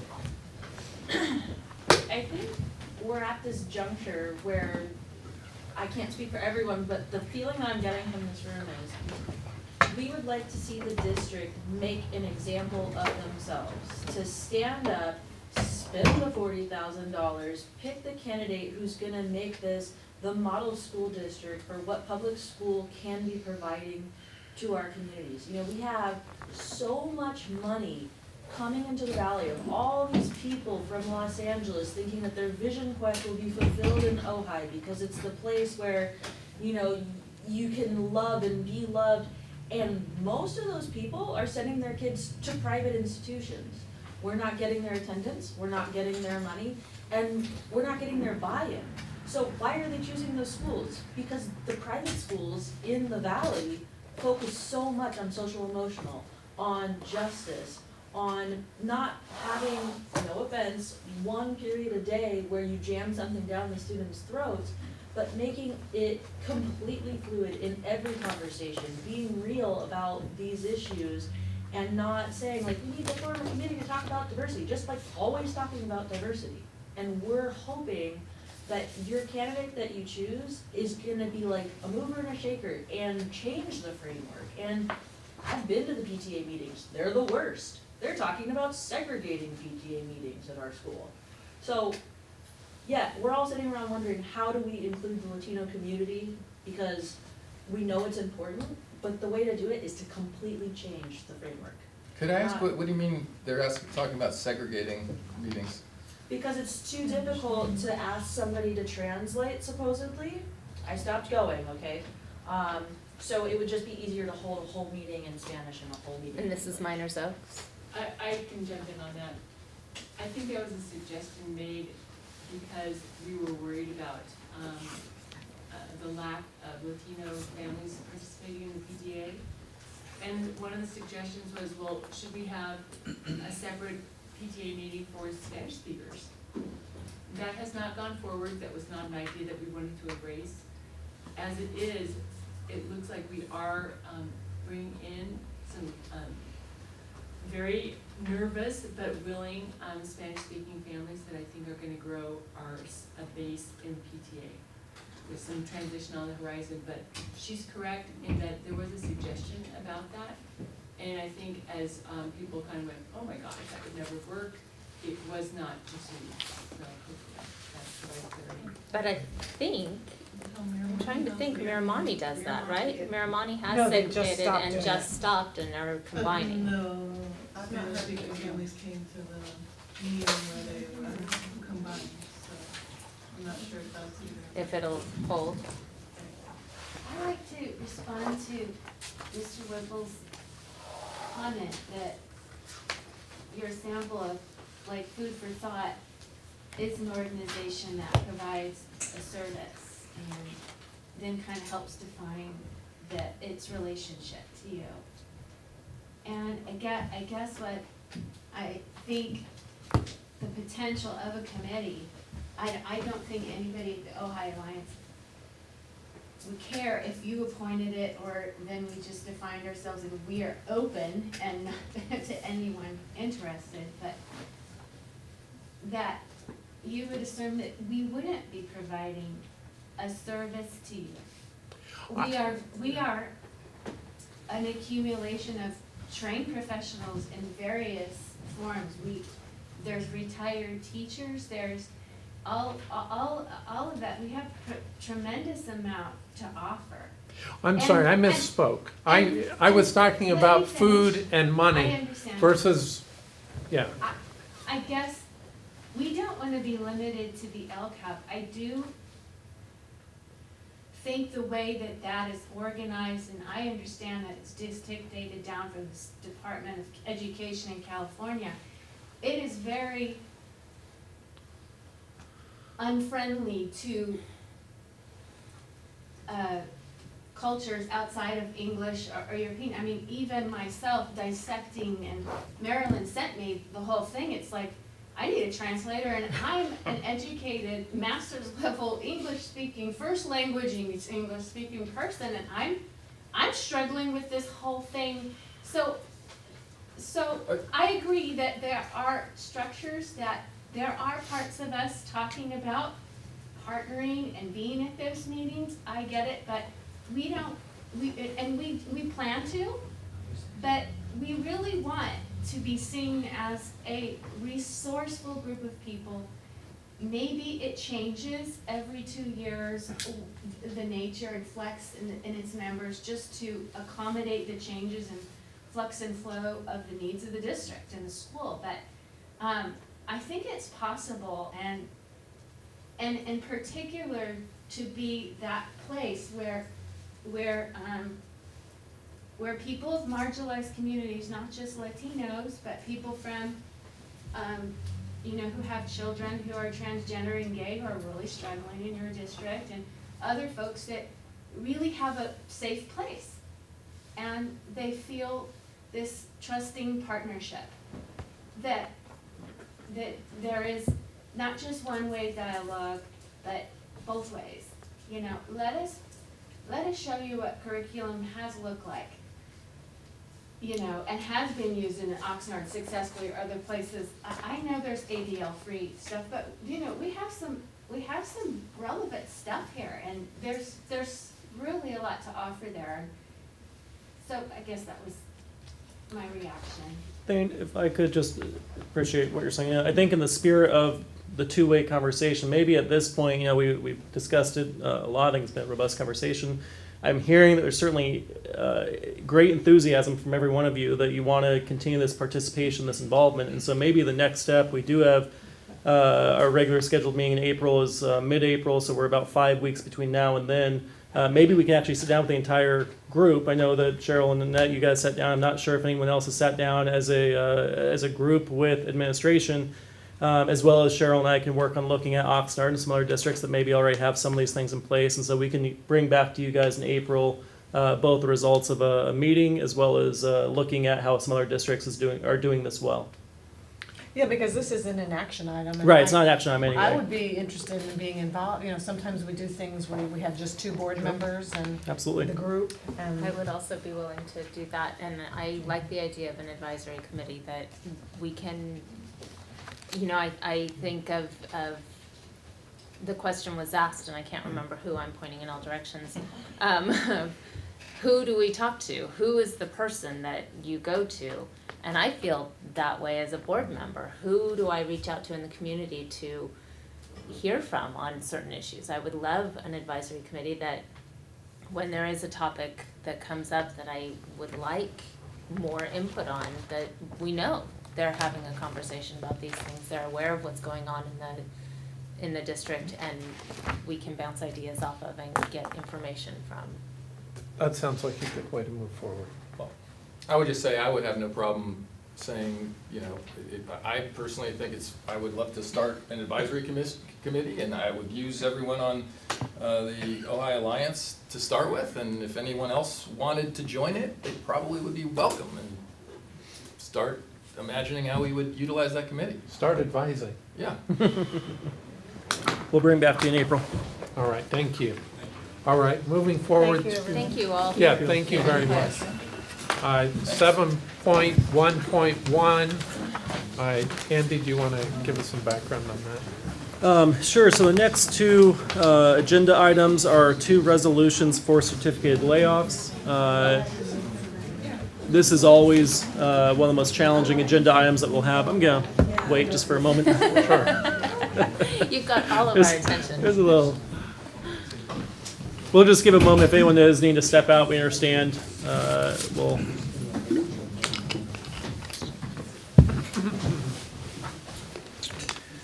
So I was just saying, this is certainly one of the most challenging agenda items that we have in any particular year.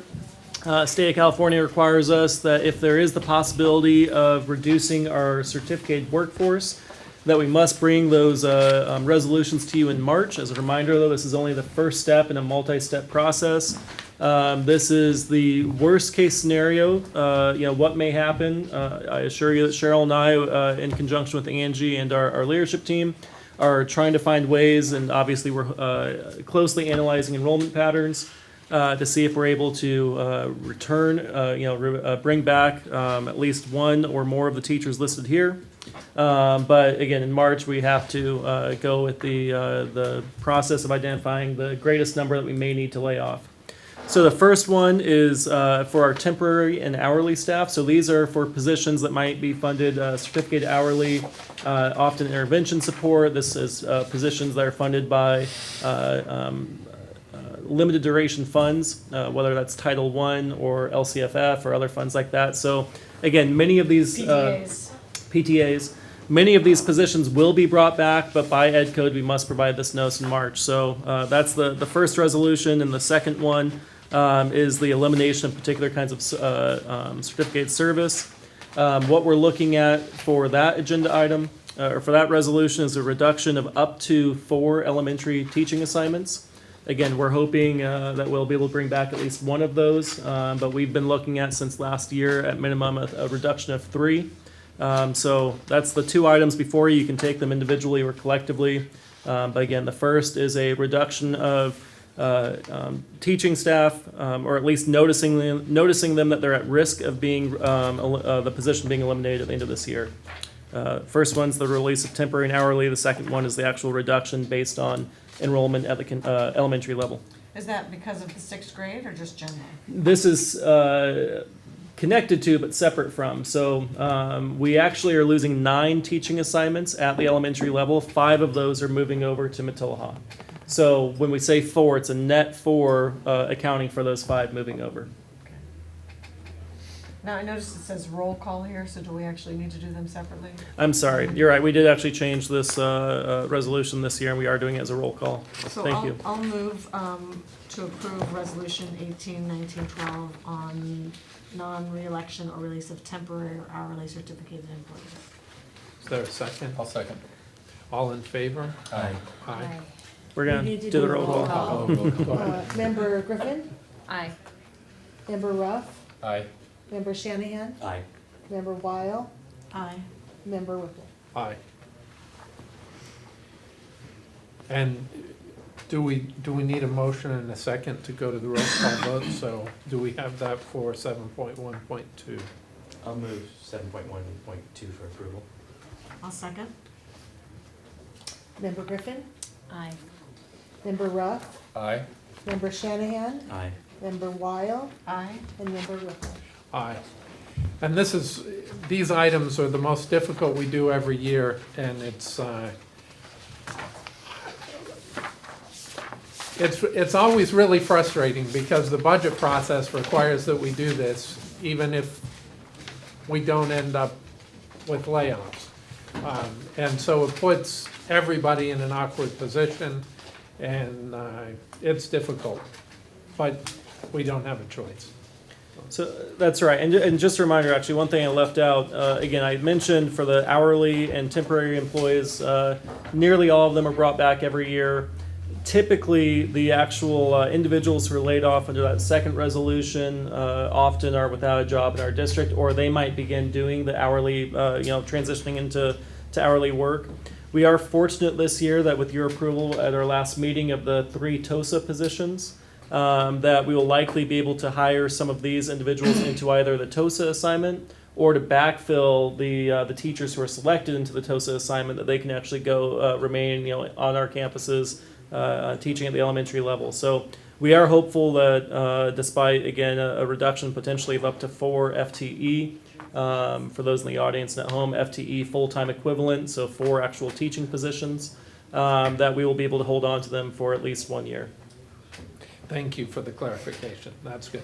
Wouldn't it be great if the state allowed us to just lay off people if we were actually going to lay them off, rather than laying off people who we're not going to lay off? So we'll have an update for you. The next resolutions come to you May 15th, so we have the next 60 days to continue to analyze this. Great, thank you. 7.3.1, district dress code. Cheryl, you've been working on this. I have been. So as you know, we had a discussion around this table here. You brought forth concerns that you had with some of our current dress code policies at the sites as well as at the district level. So there were concerns about making sure that we were using gender neutral language. We wanted to make sure that we were reducing the possibility of shaming students. And then there were things in here that were certainly not relevant across all sites. So I met with the site administrators and we looked at both school and board policy, but we decided that we should first bring to you board policy, have a discussion here, potentially adopt the recommended changes, and then the next step would be then for the sites to use this as they have discussions with their school site councils and their committees on their campuses to look at specific policies at each site. So through those different lenses, we bring to you recommended changes. You can see in yellow changed language or added language, and things that were striked out as things that we would want to omit. So does anybody have any specific questions or things that you would like to discuss as far as these recommendations? Just broadly, I was going to ask, have you talked about what's the new phraseology there, the least disruptive way? What would that mean? Least restrictive, least disruptive. I mean, what does that mean in the real world? So, for example, we don't want to pull kids out of class if we don't have to. We don't want to, give them detentions, that sort of thing. We want to be very careful that if there's an issue with the violation, if we can handle it in a situation where we pull them aside quietly and have a private conversation and say something like, tomorrow can you be sure to think about how, you're violating the dress code policy and wear something different. So as much as possible, we can have those just individual confidential conversations. That's what we're talking about in that clause, and not to, we're not looking to penalize kids. We're not looking to cause them to stay 15 minutes after school every day. I mean, really, this is just truly about conversations with them subtly to help them just understand the dress code and to try to comply with it. I assume we deal with this directly with the student. It seems like kind of one of the unusual semi-disciplinary things where the parent's not necessarily involved. We might just never have an engagement with the parent, just exclusively talk to the kid? Are you saying that we could just call home to the parent and not talk to the kid? The other way around. It sounds like you would just talk to the kid and the parents wouldn't necessarily know Oh, about no, it. I would, in almost all cases, we would talk to the parent. Okay. Yeah. All right. So along with that conversation, then someone's calling the parent. Right. And in this case, potentially, to the least disruption to the kid would be not to talk to the kid. Perhaps it's just a straight phone call home. Your child wore this today. That way you're not embarrassing the kid, you're not pulling them out of class, but you're just having that collaborative conversation with the parents. So that might be actually the only step you take to help reduce the disruption to the child. That sounds good. Yeah. Go ahead. My question is, when one of the students, I think we had all 4 of them here at that night, and they were talking about the issue, they felt the issue was a lack of clarity. So like you might not get a somebody talking about your inappropriateness until period 4. Mm-hmm. You know, and you're like, well, it didn't bother my other teachers, why is it bothering you? And, you know, Right. that goes back, Kevin, to the, well, we'll know it when we see it, but it's different for everybody. Mm-hmm. So this doesn't really address that. I do like the language that was stricken out, that was very, you know, sexist. Mm-hmm. And I like the way the language, so I do like what all this does. Mm-hmm. But I think it makes it harder on the administration of each school, on the leadership, Mm-hmm. to really figure out, you know, The specifics. yeah. I think in many cases we're going to try to be as lenient as we possibly can, but certainly when the school site councils meet, that's where the hard work will be. I mean, what can we be more specific about so that things are clear? But I suspect that, you know, we tried to be very clear that, you know, we want it to be least disruptive, and unless it's, you know, truly something that is exaggerated, right, that we really have to handle, that we're going to be very careful about not interrupting our students' school day to deal with things that are not that severe. Okay. But And can I there's- just ask on page 4 of 5, the school dress code shall be regularly reviewed, approved by the school site council and added to the school safety plan. Does that mean yearly? I mean, can we say the word yearly instead of regularly? I think yearly can be too often, quite frankly. I don't think it needs to be addressed that often. I don't think there's that many changes that come up from year to year. Okay. But if you feel more comfortable, certainly that can be added. In number 4, you talk about the school site will provide examples of sufficient covering and Right. stuff. So I have 2 questions. Yeah. One is, will there be some effort to make them consistent from site Mhm. to site? And what form would that take such that it would be available to students to sort of mitigate some of that uncertainty? Well, like, so for example, we will certainly talk as our, at levels. I think that for each level it'll be consistent. I think that it would be hard to have the same dress code policy at elementary that you have at high school. But certainly we will lay out some examples of what would not be sufficient. And, you know, an easy example would be for, you know, an elementary school, for example, you probably wouldn't allow students to wear strapless shirts because the level of activity on campus is such that running around a campus, that probably wouldn't be sufficient. You know, students play very hard at elementary schools. However, at the high school level, that might be sufficient because you're just walking around a campus. You know, you might be able to carry a strapless shirt easier at a high school campus than you would in an elementary campus. So those are the kind of examples that might be given more specifically in a site dress code to help outline and be clear with what the expectations are.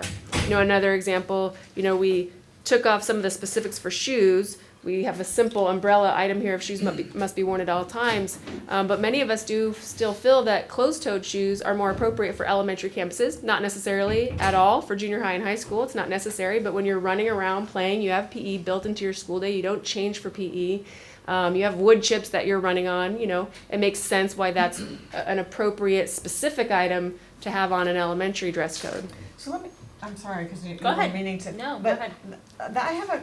I totally agree with that, but it doesn't have, like, my children were at Topa and there were girls in, you know, sandals and flip-flops and you know, even with some platform shoes, and I just thought, no one says to them, you know what, can you call your mom and get different shoes, or your dad and get your grandma, you know, because you're not gonna be able to play today in those, or I don't see that happening. I don't think it's happening consistently, and I think, I mean, again, in an effort not to shame students, I don't know that we would ask them to call home and change. We might say those aren't good shoes to wear, and you might want to wear different shoes tomorrow, and certainly we could call home and remind the families.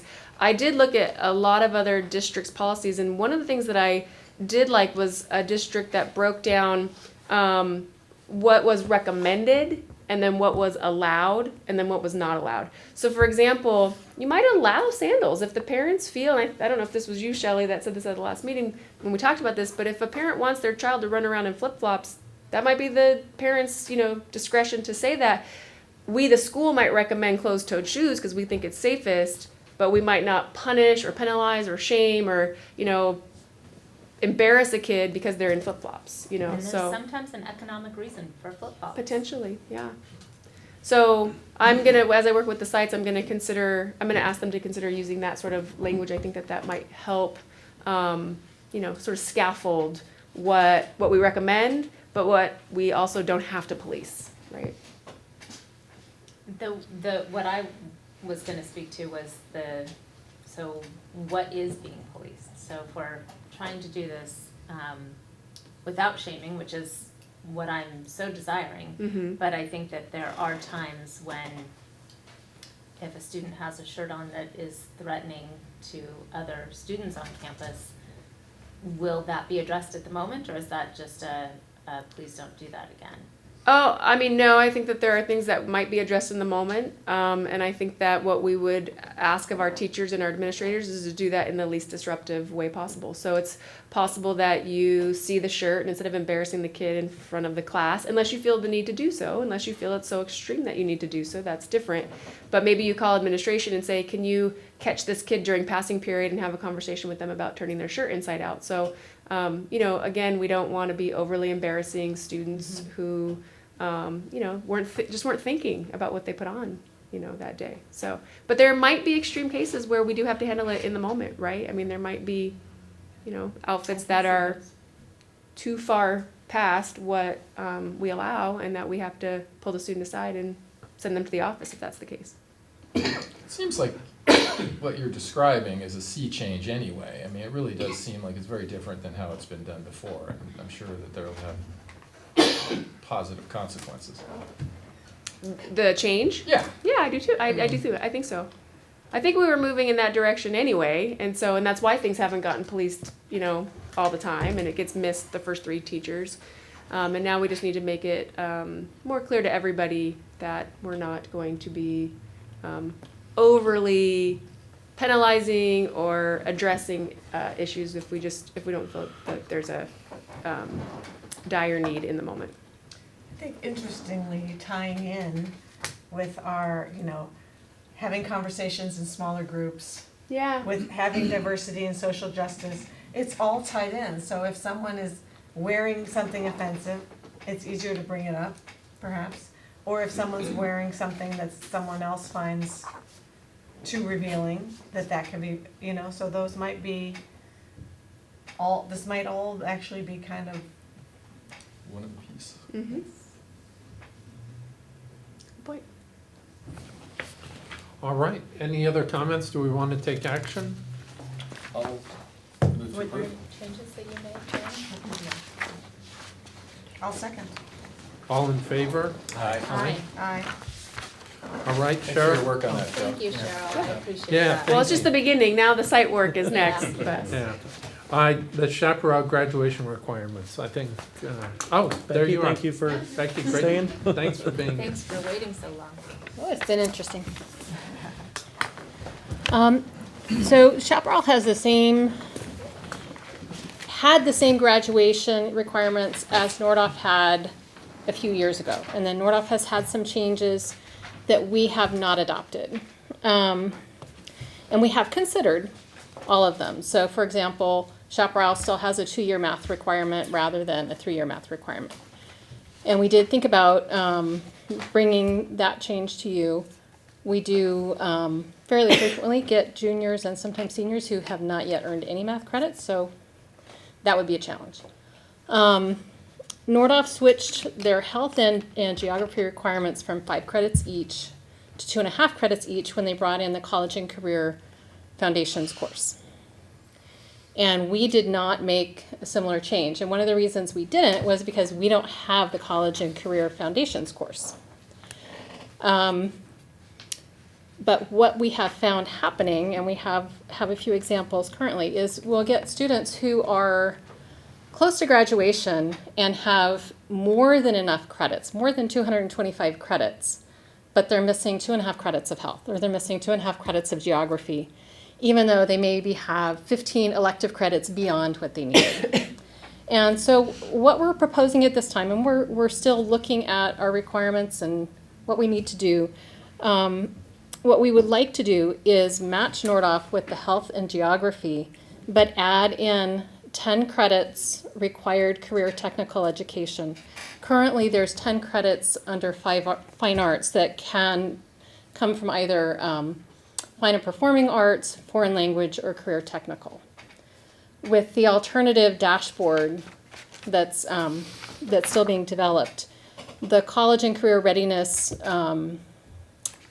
markers for alternative schools is different from what it would be for a comprehensive high school. For example, students aren't at our school long enough to complete a career tech pathway, so they can take career technical classes. But one thing that the state will be looking for is some course that all students would take that is a career readiness class. That would be a 5-credit career readiness class. I also represent the district in the Adult Education Consortium for the county, and adult schools are also looking at having that requirement for their students. So I'm part of a committee that includes adult schools, representatives from community college, and representatives from K-12 districts around the county to identify common curriculum that employers countywide would be able to recognize. You know, basically have our certificate with the seals.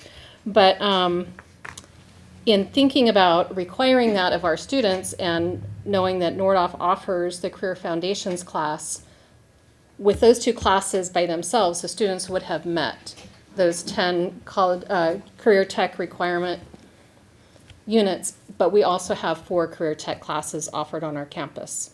And there are career tech classes offered at Nordhoff and at the Career Education Center in Camarillo and community colleges. So there's plenty of opportunity for students to take those classes, and the majority of our students after graduation go to community college, into the workforce, or both.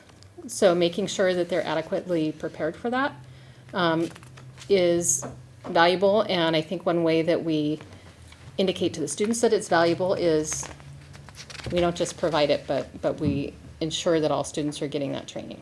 So that's what we're asking for. So taking it at the community college was also filled the...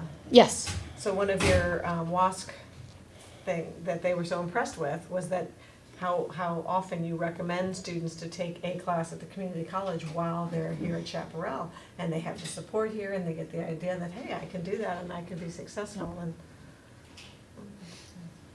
so we would keep the total number of credits, 225, the same, but take away 2.5 of the health credits, 2.5 of the geography credits, and add in 10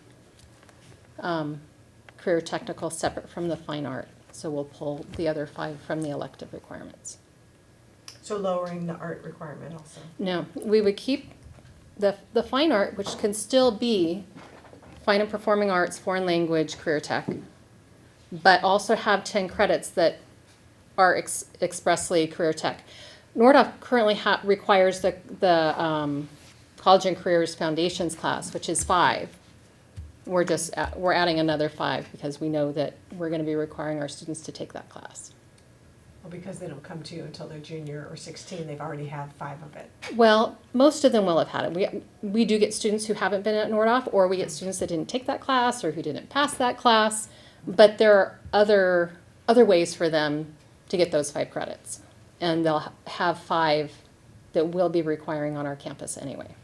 Because I'm not sure, I get 2.5 and 2.5 makes 5, where's The other 5 is coming from the elective requirement. So currently, Chaparral requires 75 elective credits, so that would be dropped to 70 elective credits. And we'll pull 5 into the career tech requirement. And you talked about some students having too many credits or more Well, than it's not that enough they have credits. too many credits, but if we have a student who has completed all of their core works, that I can say geography is part of the core, but completed all their, didn't mean to imply that.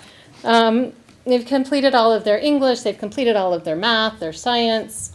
They have taken some geography and health, they have 2.5 credits of each. And instead of 75 elective credits, maybe they have 90. They've been doing things that they really enjoy. And now they're scrambling to make sure that they're going to be ready for graduation by picking up 2.5 health credits and 2.5 geography credits when the first 2.5 credits, maybe they took 2 or 3 years ago. I see. So now we're saying we're going to put you in the middle of this class, or we're going to design, what we've been trying to do is design a 2.5 credit geography class that doesn't overlap with what they would have done at Nordhoff. And the same thing with the health. But it feels artificial. I think that we can do better than that. It's just a hoop to jump through. Yes. I love this idea. Is there a motion to approve? I'll move to approve. I'll second. All in favor? Aye. Aye. That's unanimous. Thank you. Thank you, Becky. Thank you very Thanks, much. Becky. All right, 7.3.3. Let's see, should we talk about the next three together, the MOUs, or one at a time? Well, the first one's Becky, although Yeah. we'll just have you here for questions. This is, as you saw in my notes and you saw in the MOU, another example of Becky's excellent work in trying to build out our programs, both at Chaparral but also within adult ed. And so this is an opportunity for us to enter into an MOU to be able to offer programming at the library. So I have a few questions Okay. for you. I'm curious as to why. What's the why behind offering it at the library as opposed to There on are campus? several reasons, and actually I have to say that right now, we would offer the class here because there is an issue with an odor in the classroom in the library that until that has been adequately addressed, we will not hold classes there. But I still would like to move forward with the MOU so that we're able to do it when the room is in the right condition. One reason is more perceived access than actual access. There are some people, this particular class, Encore class, was initially designed for reentry workforce people. So older adults, people my age, coming in and who may not feel comfortable coming onto an adult school campus, or especially one that's also a high school campus. They may feel awkward coming in there. So we want to make sure that we are offering the class in a place where people will feel comfortable, will feel welcome, and will draw in students that we have not yet drawn in, who may then come to some of our other classes or may take classes from some of the other consortium members, people who haven't considered adult school and don't really know what that's all about. But the library doesn't feel threatening. And people who may not see the information that I put out about classes, but they walk into the library, they see a flyer there and the class is right there.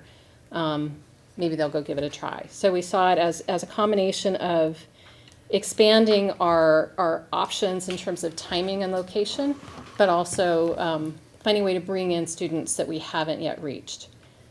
Okay, that's a great, yay. I don't know if you know this, but I left the Friends of the Library board to sit on this board, and my husband actually designed that room, so I am thrilled to see it getting used. But it brings me to my next question, is in the MOU, it says that the school district is responsible for bringing a large screen teacher monitor project, but there is a screen in there. Right, that was in already. there before I realized that was in Okay, there. So, okay. yeah, there is a projector, there is a screen. all that It's stuff a should be beautiful there. space, it's a beautiful room. With an odor. The equipment that we would be yeah. That's really sad. And I was in there earlier in the year and didn't notice it, but it had been warm and the door had been open all day. But I wouldn't feel comfortable having a classroom in there until that's addressed. And that you've talked to Ron about that, I Yes. assume? He was aware of it. Okay. I have a But question, we'll- Andy. Yes. I was just wondering what the entity was. I saw, the library, the Ojai Library, and then the signature block is for the Ventura County Library. Is that an entity unto itself, or is it part of the, it is? The Ventura County Library That's- system owns the Ojai Library. Right, but I'm not sure is it an entity in itself, or is it part of the county? Is it? It's part of the county. So it's a county service, yeah, because I just was wondering, I was kind of expecting the signature to be on behalf of the county, or somehow anyway, just curiosity. It won't affect my vote. But because this is with Ventura County Libraries, if at some point we wanted to expand, then we could look at Miners Oaks Library, Oakview Library. It wouldn't be that hard to do that. So the equipment that we would be providing would be laptop computers with a charging cart, Right. as well as the teacher, and I've already hired the teacher, and she's fantastic. And there's locked closets there too, that it would stay there? Yes, yes, and the charging cart also locks. And is this ongoing? I didn't. Yes. Depending on interest and enrollment, yes. It's ongoing and it's rolling enrollment, so we have a start date of March 18th, but students can join in at any time because the class is actually designed in modules. Oh. Not everybody will need every module. And then, assuming this goes well, then the next step would be to have a class in Microsoft Office with industry certifications, a Google Academy, but, start to branch out from there. Well, I think it sounds great. I Unless. know Jane's against it, so let's quickly vote. We were kind of waiting, so, no problem. There was exciting conversation throughout. And if So- you know anybody who might be interested, it's free. So is there a motion? I will move to I'll let you approve. move, given your family history. I'll second.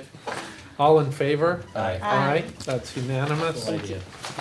All right, 7.3.4, thank you. So this So- is the, yeah, go ahead. 7.3.4 and 7.3.5 aren't that strange to you. You guys are familiar with these kinds of MOUs as we partner with VCOE in a consortium for our career and technical education.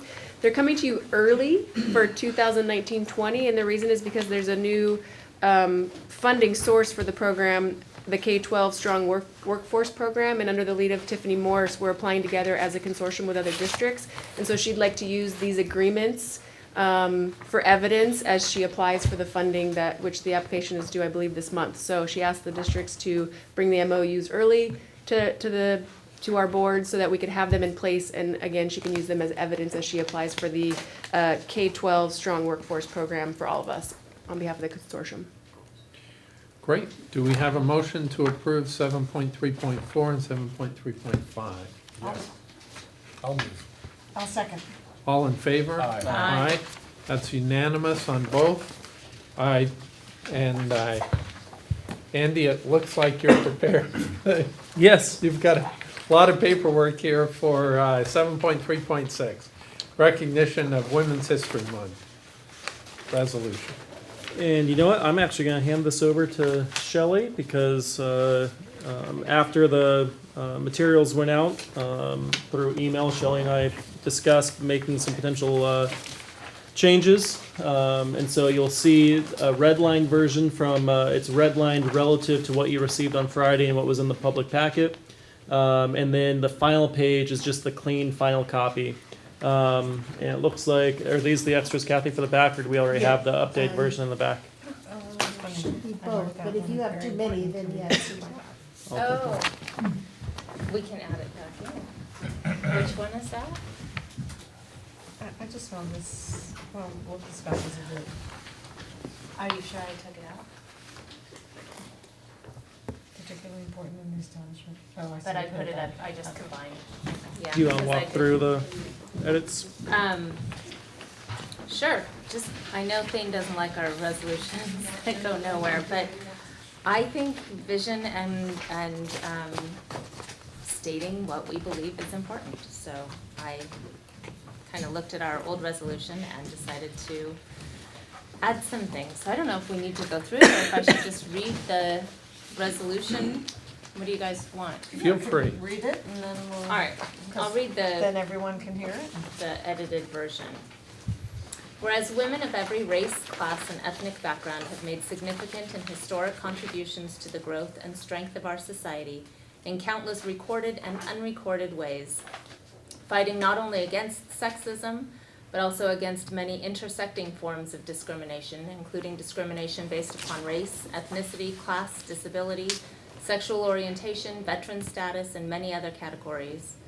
And whereas women have played and continue to play critical roles in the economic, cultural, and social spheres of our nation's life by constituting a significant portion of the labor force working in and outside of the home, as well as providing the majority of the nation's volunteer labor force, and have been particularly important in the establishment of early philanthropic and cultural institutions in the country.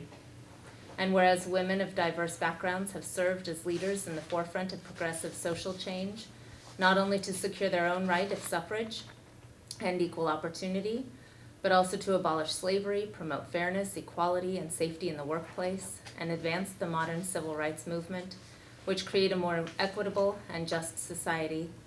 And whereas despite these contributions, the role of women in history has been overlooked and undervalued in the past, though its significance is now emerging and assuming its rightful place as an important part of the body of American and world history.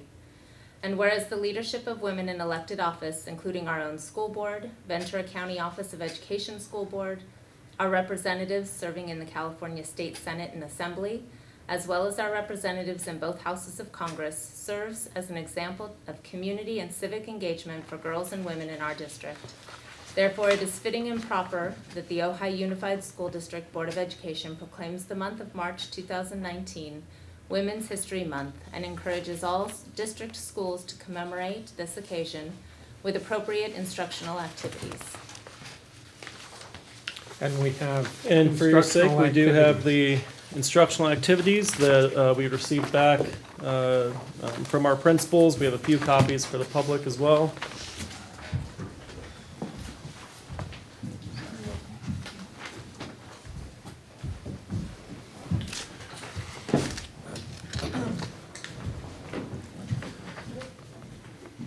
Are there comments or a motion to approve? Yeah, I thought it was beautiful, well edited, and I will second your approval, your motion. All in favor? Aye. Aye, that's unanimous. And I think this is the topic this month that we're going to focus instructional activities around. Oh, that reminds me, the National Organization of Women is showing a movie, I think, at the library or something at the end of the month, so in honor of Women's History Month. So as you look for things to maybe bring friends to, that might be something to look for. Yeah, I believe we have some Oh flyers. in yeah, I the back. put some flyers in the back if you're interested, but I'm sure they'll put stuff in the paper as well.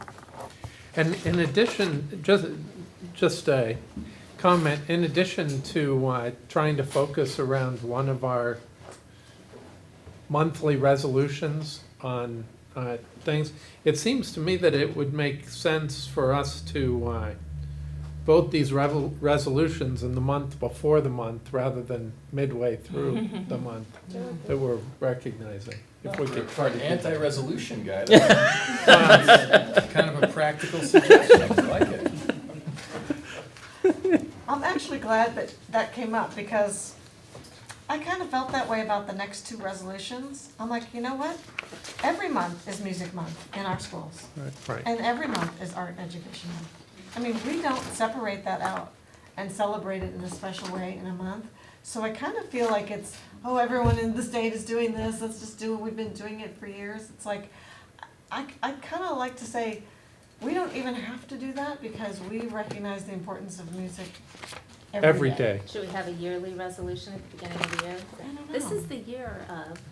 I mean, arts education, we recognize as important, but not really because we don't spend money on it. You know. Well, you know, that's the hard thing about these resolutions is it's really hard to vote no, you know, on appreciating arts and music.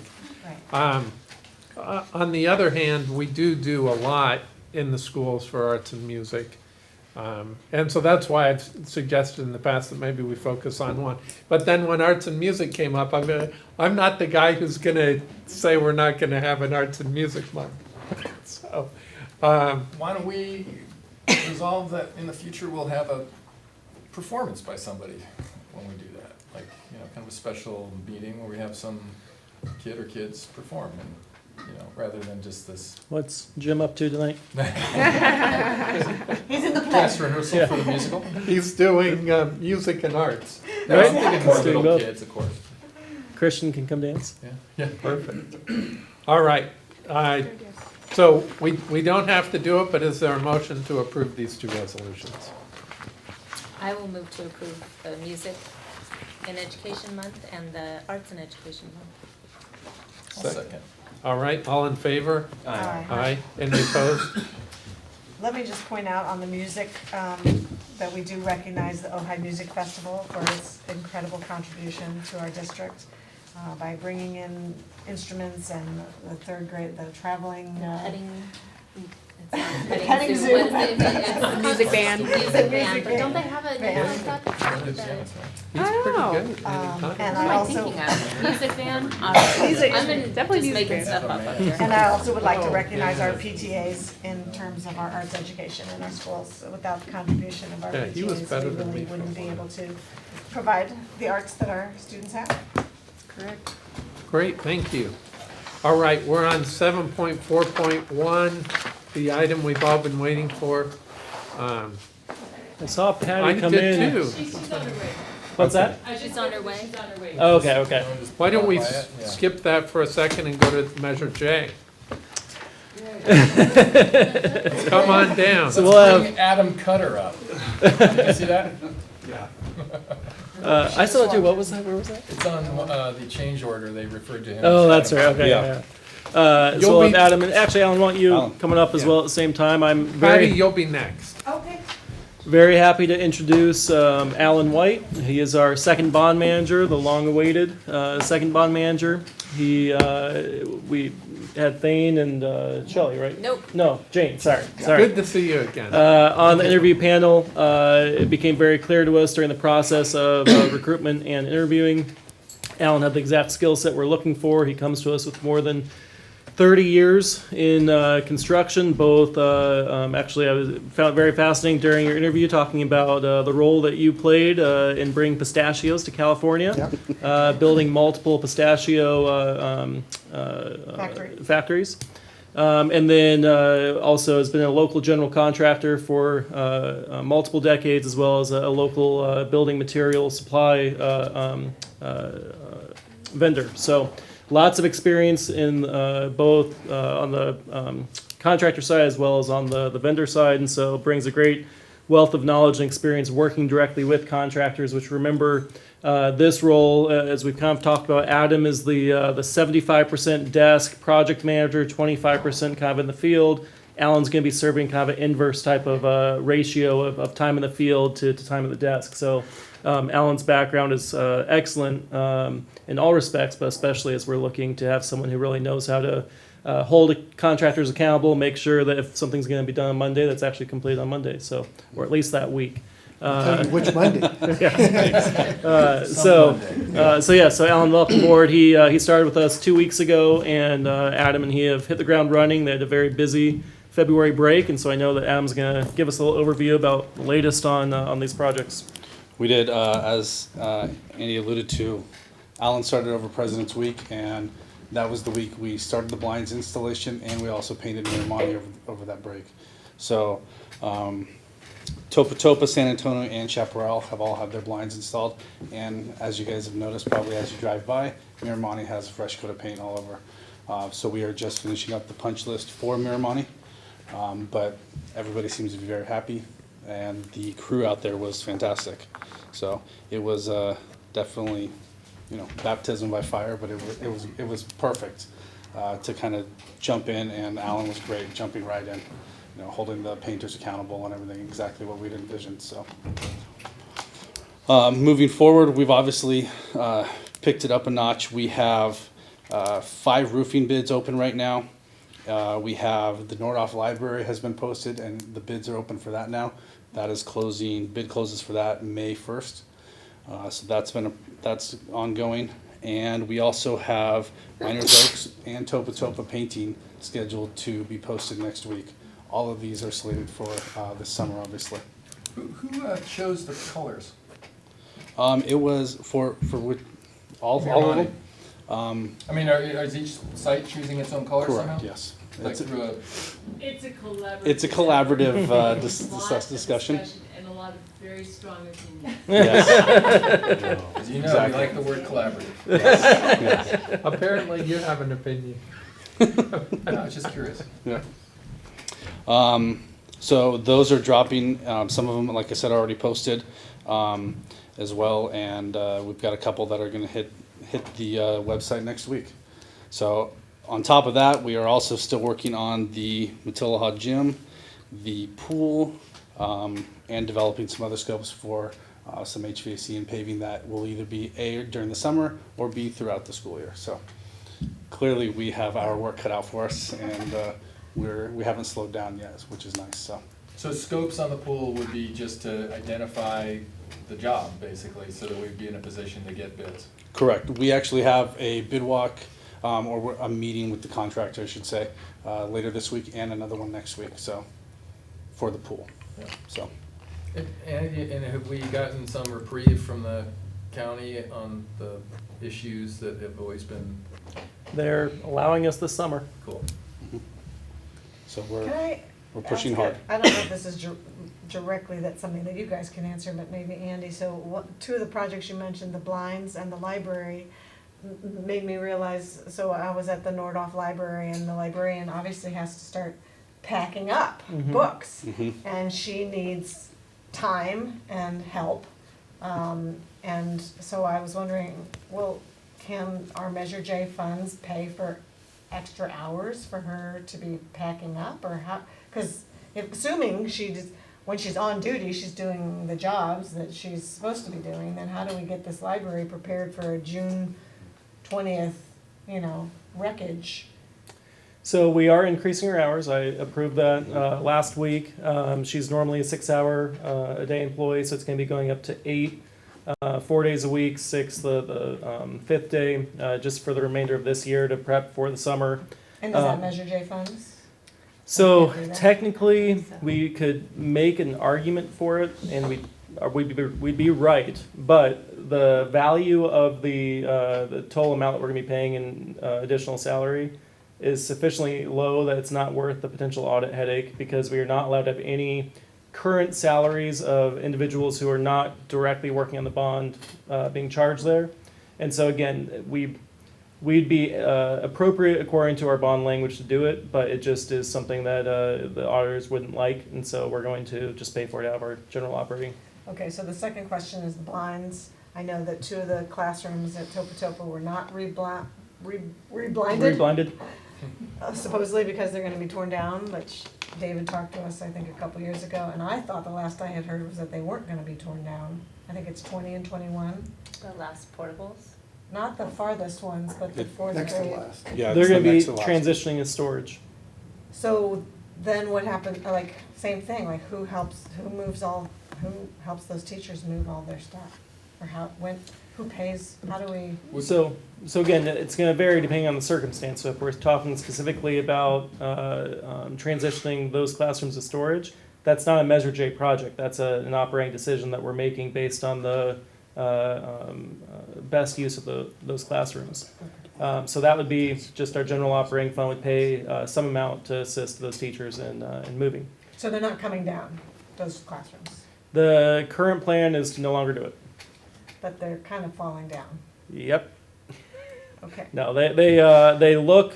I mean, the reason the plan shifted is that we actually had a study done that says that the buildings are in safe condition, they just don't look good. Right. And so what we're looking at right now is that as much as we'd like to take them down for aesthetics, that they are absolutely safe and appropriate to maintain as storage, but we're not going to continue them as classrooms long term. I thought Topa was painted a couple summers ago, but it looks like when it rains, like was that area not painted? Is that not paint on the ground when you walk past those? Like from No, the it's- eaves? It's been a long time since it was painted. It's been quite some time. Something happened with the roofing over the summer though. Roofing and there this were summer. White paint that dripped on the side. No, this is on the Is that what ground. you're talking about? It's like, Is it white? It could be flaking paint, flaky paint. frankly. It could be very old flaking There's paint. gutter So. and drainage I issues. guess if it's there. storage though, you don't have kids going up and inside of it. but There are gutter and drainage issues there that are pretty severe. Mhm. Oh, the drainage in that area is awful. That's exactly so. That's on our list as well. So And you have some change orders. we do. So these are 2 small change orders. They're both at Miramani related to the painting. Recall that our bid came in far below budget, and so we still remain below budget. But because we did not build in a contingency on this project, we need to bring these both back to you. Frankly, they should never have been left out of the initial plan, but it was an oversight. It was taking care of the lunch pavilion area. Correct. As well as the interior door and door jamb. And both of these have been added to the Miners, Oaks, and Topa scopes. Let me ask a kind of inside construction question. Like, if the person that makes the bid is aware that they're leaving out such obvious things, isn't that a little deceptive? Oh, they're saying Yahoo. Yeah. That's their objective. Right. And Exactly so- right. There's some companies that, I mean, for instance, when we walked Not it, saying the ones that we're using, but. right, when we walked it with the painters from Miramani, they were very upfront once, and, you know, we're very good about doing extra stuff above and beyond the scope that wasn't in the plans. So, but there are those contractors that, you know, they see that on the job walk, and that's exactly their game plan. But I mean, but you like Miramani, but these are the guys who said, oh, you didn't tell us to paint the door jams or whatever it is, the door jams in the lunch Right. area, sorry. Right, well, it's a larger issue, obviously, that should have been added to the scope originally, so. Yeah, But- we defined the project, you know, Yeah. and gave them the scope, and they performed that. And so, when it came time to do the inside of the doors and the jams, that was, you know, kind of became obvious when you looked at the whole school, and then you see the door open, and the school's one color and the door's green. Yeah. You know, you say, whoa. So that became obvious, and of course, the pavilion, the lunch pavilion was really obvious, because you got this whole nicely painted school and one sort of eyesore, so. And there's, like I said, there was a lot of little things that this contractor did at Miramani that we've since noted on Miners, Oaks, and Topa to alleviate those issues as well. Cool. So And these are there any these other surprise us. surprises from Miramani headed our way? No, This covers it. it does. Literally this- covers it. Literally covers it. Literally. This painter did do some extras that he didn't charge for, and painted some areas that weren't part of the scope on the upper flashings, and he painted the backpack racks without charging us Cool. some things. And Catherine White did have nothing but positive things to say about this company and how amazing and how much they bent over backwards to accommodate some of her color schemes as well, so it was a nice vote of confidence for them as well. We like to keep Catherine happy. Good. Well, just wait to get to Miners Oaks. I know, I've heard all about the principal. I'll move to approve the two change orders, 7.4.3 and 7.4.4. Is there a second? Second, all in favor? Aye. Aye. That's unanimous. Thank you. And Thank you. Thank you very much. And We Patty, playing on Saturday, Adam? you're on. Excuse me? We playing on Saturday? 3 o'clock. Opening ceremony is at 10, and then we play at 3. Cool.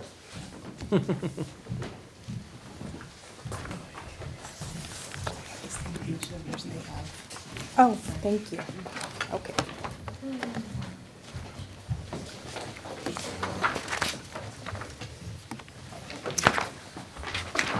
So I can't believe we're in March already. Seems like this fiscal year has gone by so Time fast. flies so. by. Yeah. I'm here again presenting our interim report and budget projections for this year and the next 2 years. Just a little overview as to our budget cycle. As we know, it's continuous, and right now it seems like we're right in the middle of it, March. We still have a couple of other things to do to complete this fiscal year and start the whole year all over again, so. Why do we do interim reports? Because it is a law, and it is important for the board to know where we stand fiscally in certain periods throughout the year, so that's why I'm here. I'm just gonna go straight to the bottom line, and based on the projections that we had for second interim, we're still gonna end the year, the 18-19 school year, with a surplus in our projected ending fund balance, or undesignated fund balance, at $715,246. 2019, 2020, and 2020, 2021, we are projected to be deficit spending, and based on my projections now, we will need to do a 5.42 FTE in order to have a balanced budget for those 2 out years. For both years, For Each both year is years, separate. yes, Right, each so- year. not cumulative. So that's No. still, we get rid of those positions and we're still deficit spending. Right. So I'm sorry, are you saying we need to reduce 5.5 FTE 2 each straight years. year? Yes. So for 11 FTE total? That's right. Yes. So major. Can I stop you there? Yes. Just to be clear, when you say balance the budget, you don't mean end the year with a surplus, you mean actually balance the budget. Actually balance So it. we're not gonna eat into the surplus. Right. So in the next couple of years, we're gonna be deficit spending down our fund balance at the end of year 3, or 2020, 2021. We will have enough just to have our mandatory reserves and have a balanced budget, meaning we have no more unappropriated balance. Okay, so to be clear, even with the reductions you're suggesting, which are give or take 11 FTE over 2 school years, we would still need to be using up some of That's that right. surplus to get to a balance. Wow. Right. A zero at the end. So, Zero savings. Just want to make sure that we all, yes, Kevin, your understanding is correct, but we put that 5.42 FTE forward as a legal requirement to show our balanced budget, as we've done each year. We've never had to realize the number of reductions that we actually have there. We always finish the fiscal year with some remaining balance. We've never fully spent 100% of the budget. So there's going to be some carry forward that comes as it does every year. You're gonna be chained to the chair because we're not letting you leave. We know that the past 8 years of budget years, we have received more income in the out years than has been previously projected by the governor. So, and also we already know, as you saw, we have 4 FTEs just on the teacher workforce before we look at anywhere else. And so we're not actually talking about, as draconian as it may sound, we're not back in the 07 to 12 years by any means, but we also are by no means suggesting that we have a strong budget, strong fiscal position. I mean, we still are needing to make some challenging considerations going forward. So, yeah, it's not as bad as it's been, but certainly we would like to see a much stronger fiscal position. Any other questions on this? I couldn't easily find, what was our first, what was the budget, what were you anticipating before the first interim? In terms As of far the as in surplus? reductions? The surplus. The surplus was, I don't have that in front of me. I want to say it was a little bit I think over. it was So- 130,000. Oh, I thought it was almost $1 million. No, I mean the difference between Oh, the these first two, interim. okay, got it, yeah. And the, First interim? Between the first interim and the second interim. It changed should- by 103. 130. Sorry, I got the numbers right. 130 when you include restricted. If you're only looking at unrestricted, it's 100. So you were right. You just combined the restricted as well. Thanks. Thank It's a you. little bit over 840,000. Thanks. So what has happened since I presented for first interim? Governor Newsom is actually increasing the LCFF COLA for the 1920 school year. I did put some calculations here as to what that would mean for Ojai Unified. Would be, sorry, roughly 185,000 in new revenue to OUSD based on this 0.89% LCFF COLA. Also, good news that the CalSTRS employer rate did decrease by a little bit over a percentage, and that's about 104,000 in savings for Ojai Unified. So Is that CalPERS adjusting their rates, or are we getting additional funding to defer, to mitigate? So what Governor Newsom did was he infused money into the liability, or the portion into the pension liability for the school districts, reducing that percentage a little bit. So just a few reminders. One, we're talking STRS here, not PERS, and so unfortunately, it's only helping one side of the house right now, but we're hopeful that we might see something comparable on the PERS side. And these are suggested changes, they're not. These are also suggested. It's January. We know that there's a lot of politics taking place right now, and there will be changes in May. We also, I want to emphasize, even though we're really happy with this, I'm actually really encouraged to see Newsom concerned about our STRS in PERS increases, our pension liabilities. As Patty said, what he's doing is he's actually just going straight to the actual principal of the fund and helping bridge the unfunded liability. So right now, we only are funded about 70 cents on the dollar of what our commitments are, and so he's trying to draw that down. So the annuity math is just different and we get to pay a little less because there's more. Exactly. Yeah. That's exactly right. But we still are looking at increase in STIRS between this year and next year. So all it is that they reduced the increase from what was going to be 1.85 to now to be just about 0.85. But we still are seeing an increase in our STIRS contribution, just not as significant. Right. And these numbers are not included in this second interim because they're not for sure. They are in, so because this is for 1920 and I already have projected rates for the out years, it is included in the NYP. In the multi-years. Multi-year. Exactly. Darn. Yes. Yeah, no, Yeah. we've already Yes. Yeah. already tried that. So as you mentioned earlier, Kevin, the difference in the ending fund balance, 130,604. This is what I want. Missed the 604. Right. And that it does include restricted balances, but I mean, you have your revenues, what I presented, revenues, expenditures, and everything that affects the fund balance, first interim versus second interim, and the changes. The biggest thing is we did have some changes in expenditures, and I'm gonna go through that in the next couple of slides. But the most important from this slide is to see at the ending fund balance, we are projecting to have 130,000 less than we did in first interim. We're gonna be at a 30 million budget before you know it. That's only this 1 year because of the FEMA funds for the fire. Oh. So we'll be back down at 26 to 26 moving forward. Yeah, it does look really big. Yes. It's the biggest number you guys have seen. So, changes in revenue. I did change the enrollment projections, change the ADA for this year. We dropped, or we're projecting to drop about 10.6 in ADA, so this is where the LCFF revenue changed. It decreased. Federal revenues, combination of Title I allocation, increase in that, and lottery revenue projections, just because we are going to have a little bit of a lower ADA than what we had originally budgeted in first interim. State revenues, it's a combination.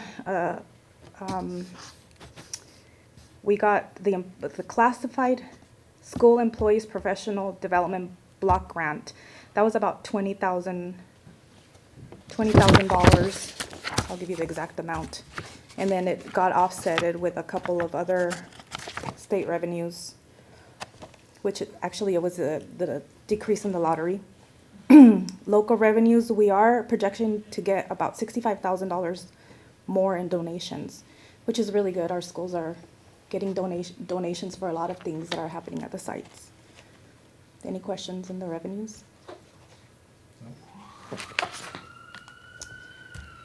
Just a little pie chart to show you how much we do get in LCFF revenue sources.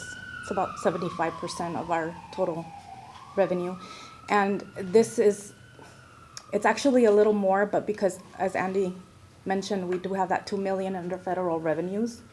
So that kind of skewed the percentages, but I mean, LCFF is our major source of revenue for Ojai. So if you can just stay there, just only here for a few more months, I'm gonna hit this note again. Two things. One, whenever we talk about people's concern about what might be happening at the federal level and how that impacts our state education, note, that even with that $2 million of FEMA funding for the cleanup after the Thomas fire, the federal revenues only makes up 11% of that budget. If you pull out that $2 million, then they're actually well below, they're in single digits, it's 7% or so. Of that, it's the two most heavily restricted funding sources we get. It's Title I and special ed dollars. So just, again, for your own sake and for those watching at home and in the audience, that what happens in DC really has very little impact on K-12 public ed funding in California.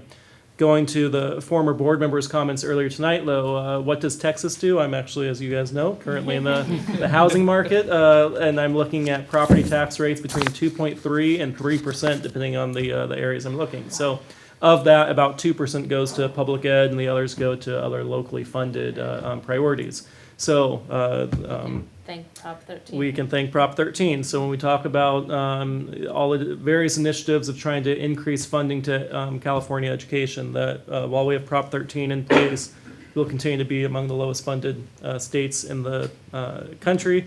with among the highest needs based on demographics. So. Now, on that note, haven't we heard actually somebody talking about Prop 13 for the first time in history since the 70s? Yeah. There is conversation in 2020 of having a ballot measure that would change, for those yeah, exactly. We're very much inside baseball right now. Prop 13, I think everyone in the audience here knows, but is the Proposition 1970. I was thinking 78, but she said she came on in 77, and she said it was the year before, so 76. Jarvis Gann, it was called. Right, yeah, exactly. Prop 13 limits the amount of property taxes that can be assessed on a property to 1%, and then it limits also the increased assessment each year to only a 2% increase, compared to, again, other states like Texas, that's 2%, where Hank came from in Chicago was at 3%. And so when you're able to, let's just keep math simple, on a $100,000 home, you have 1% is the max that can be assessed that goes into the state general fund. It obviously significantly is lower than a 2 or 3% getting $2,000 or $3,000. Again, why some districts pay $25,000 per student and we get about 10. Well, yeah, sure. Right. So Prop 13, again, it applies equally to everyone, but there is conversation in 2020 that they would maintain Prop 13 for all residences, but that they would shift, or they'd make a change to commercial properties. I believe the latest language has been saying it would be to reassess the value of the property every 3 years. So again, right now, if you looked at in Ojai, the property values in Ojai says that the average residential home is worth somewhere around $180,000. Obviously, that's a legacy. That's a legacy of the fact of how many people have purchased their homes back in the 70s, haven't And moved are out, not and giving that the assessed value is at that rate. So again, the change that they're proposing in 2020 wouldn't impact residences; it would only impact commercial. But you can imagine how many creative ways business men and women have for making it appear not to be an actual transaction of the property to keep a tax basis from 20, 30, 50, 80 years ago.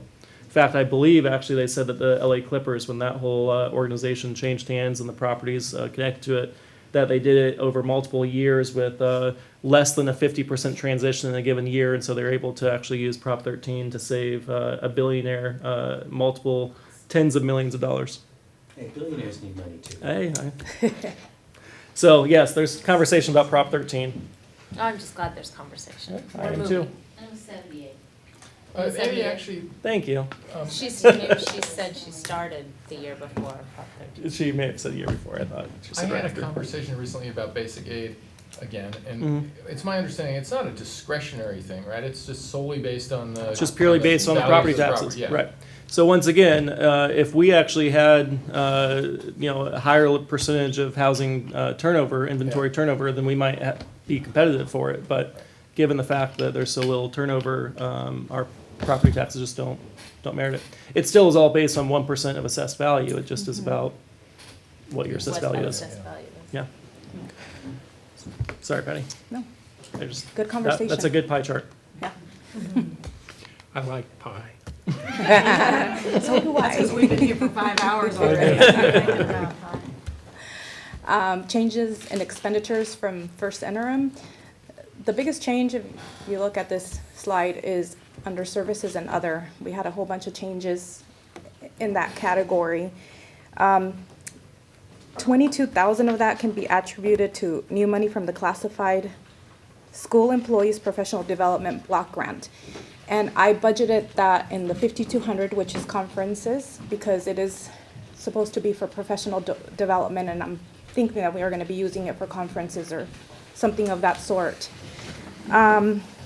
So real quick, Patty, just Yes. I want to take this as an illustrative opportunity. This is an example of where, in order for us to show that we're actually realizing revenue, we're putting in an offsetting expenditure, but we have no plan currently for the expenditure of those funds. We're going to be working with CSEA on developing that plan. So sometimes when you see these changes, mid-year, intra-year, it's really a matter of, we find out from the governor they're giving us so much for local controller giving us a categorical or a block grant. And that block grant, we have to just simply place somewhere in here so we can realize it, but we're gonna still work on actually developing the plan. Right. Which is what kind of happened in a lot of the other categories. For Right. example, well, in the 5300 realignment of Title I expenditures, we had these expenditures budgeted in the 4,000s, which is the books and supplies, but once the year goes on and the principals or staff wants to use it in other categories, it's when these changes are made. We did have an increase, a projected increase of 33,000 in utilities. Of that, $25,000 in electricity, and this is just based on, I'm looking at what we have been spending from July 1st until now, and Patty, sorry to interrupt you, but Shelley did just remind me of something that we were also reminded of sure. or earlier this week, that there were a couple typos in your Right. packets. The ones that, if anyone has a packet from the back, those are corrected, but we appreciate each you, of our Kathy. board members' fine review of the materials and helping bring to our attention when we do have an occasional typo. So again, if you're looking at the materials in the back, it's the current one, but the ones that you guys have from Friday would have had a few issues. So the increase in utilities was mostly due to, I project about $25,000 increase in electricity costs, and that's just taking what we have spent as of July 1st, and I understand that we did have the climate tech and coming in to do some of the energy saving initiative that we had. But so far, based on what I projected, we are gonna have to increase that budget by about $30,000. So, can you explain that? Climate Tech is not, we're not getting a savings from that? So what Patty's doing at second interim is updating based on our actual usage for this year. Remember, we have a contract with Climatech that they guaranteed the savings, and they actually, once the fiscal year closes, come in and do an assessment to actually review our final usage at the end of the fiscal year. And if we didn't realize the savings that they guaranteed, then they'll cut us a check. So for now, for second interim and for this fiscal year, we actually have to update it based on current usage. Right now, we are tracking a little bit higher than we were anticipating, but still well below where we were last year. So we are still looking at savings. We're not, we're not bumping the budget over where we were last year, but we aren't seeing we were anticipating $82,000 or something like that for this year, and Savings? $82,000 in savings off of a base of about $370 from last year, but we're not tracking for quite that much right now. How long do we have that? I don't want to have to Guarantee. call you in Georgetown. I How actually long was. does that guarantee continue?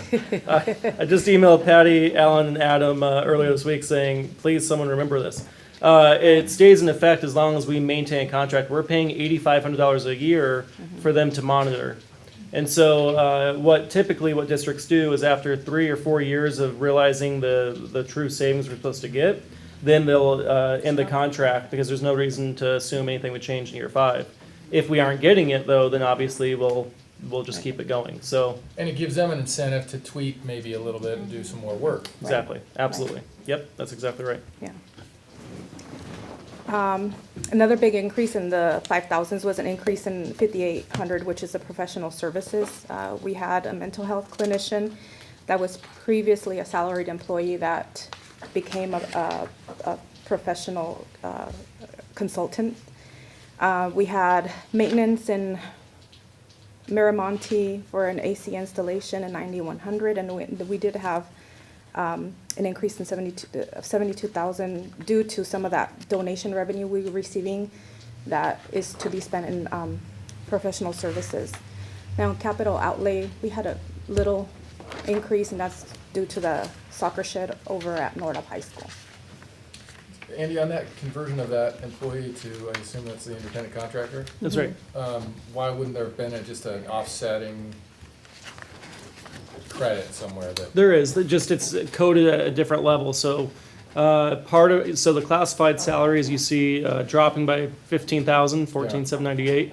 It would have actually been going up by 40 or 50 were it not for this change. So there was a reduction in the personnel salaries, the 2,000, 3,000 object code. What would the explanation have been for why we were higher in our second interim than we expected if we hadn't gotten that savings?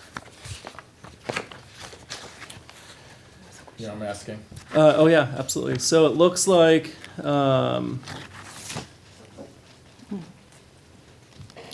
we increased 23,000 in classified support salaries due to increased projected costs in transportation. So we have, we have the new buses this year. We also have had an increase in the number of SPED students who are being transported by van, and so it looks like $40,000 reduction from moving the mental health clinician and a $24,000 new charge for transportation.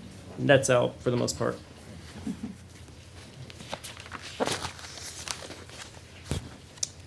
So I like pies too, so here's a pie of our expenditures. Have certificated classified employee benefits add up to over 75% of total expenditures. And again, this is a little skewed because of that big FEMA payment we paid out under services and other. So actually it is closer to about 80%. So just reduced based on that other outgo. But it's still a big chunk of our budget. This is just a summary of our general fund. Again, went through the revenues, went through the expenditures, and the very bottom, our undesignated unappropriated balance of $715,246. So it's just a summary of all the previous slides. Multi-year projections. This is so tiny. Because we don't want to see what it's I did update the enrollment projections for the out years, and it was about 10 less projected in the out years based on what we had this year. Of course, that does drop our projected ADA. Just stop you there. Are you saying, like, because we had X% drop this year, you're assuming we'll have a similar drop in the future, or are you just carrying that drop across? So, Andy, the cohort method is I'm looking at enrollment projections for about from 15, 16, I want to say is when the first column that we have. Mm-hmm. And so we look at the percentage of students, the cohort that moves from first grade to second grade, and that percentage is applied then to all the other out years, with assuming that we're getting a cohort about 40 for TKers and kindergartners every year. Yeah, so the guesswork comes at the TK level. Exactly, TK and Everything K. else is pretty. Well, K also, although again, now that we've had our 6 straight years of 160 or so students at that level, it's pretty consistent. Mm-hmm. So I think as Patty said accurately, we use the cohort survival method, meaning that we actually, if we had a big drop this year, for instance, because of Summit's closure, we don't just assume that that's all mapping and carry forward for next year. We weight it with the 3 prior years as well. So we use a 4-year weighted average to look at the average trend of how, if you have 100 first graders, well, you typically net a loss of 1 going to second grade, but then you net a gain of 2 or 3 as Monica Ross kids come in third and fourth, that sort of thing. Right. So the change, though, of about 10 students is in part a product of the fact that we were a little bit lower this year relative to where we were projecting, and so that just kind of carries forward. So the gap between the years is only a couple students different, but then there's also the being lower this year. So now we're actually getting the benefit of the weighted average right now. If this trend continues, it's even worse, right? Yes, but we know that this was an yeah. exceptional year. Okay. I mean, we don't think that this was, yeah, exactly. Cohort survival, I think that sounds like a great reality. Yeah. Yes.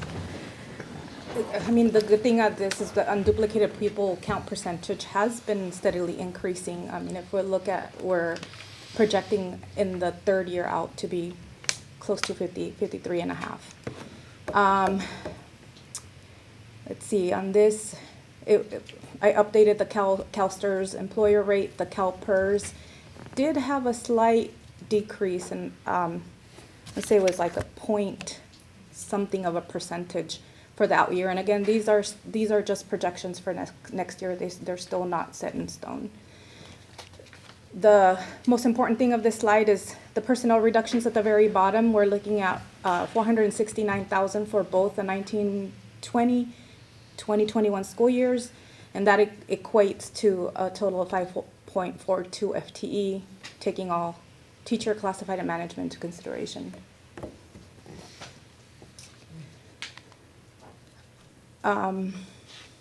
This is a multi-year projection where if you see at the middle of the slide where it says net increase, decrease in fund balance, this year we are going to increase by $86,250, but next year we're going to be spending down our fund balance by $364,000, and then in the last year, the $430,118 will end with a zero balance, and that's our balanced budget. And as you said, with the, whatever the minimal reserve is that the reserve that requires us to get permission?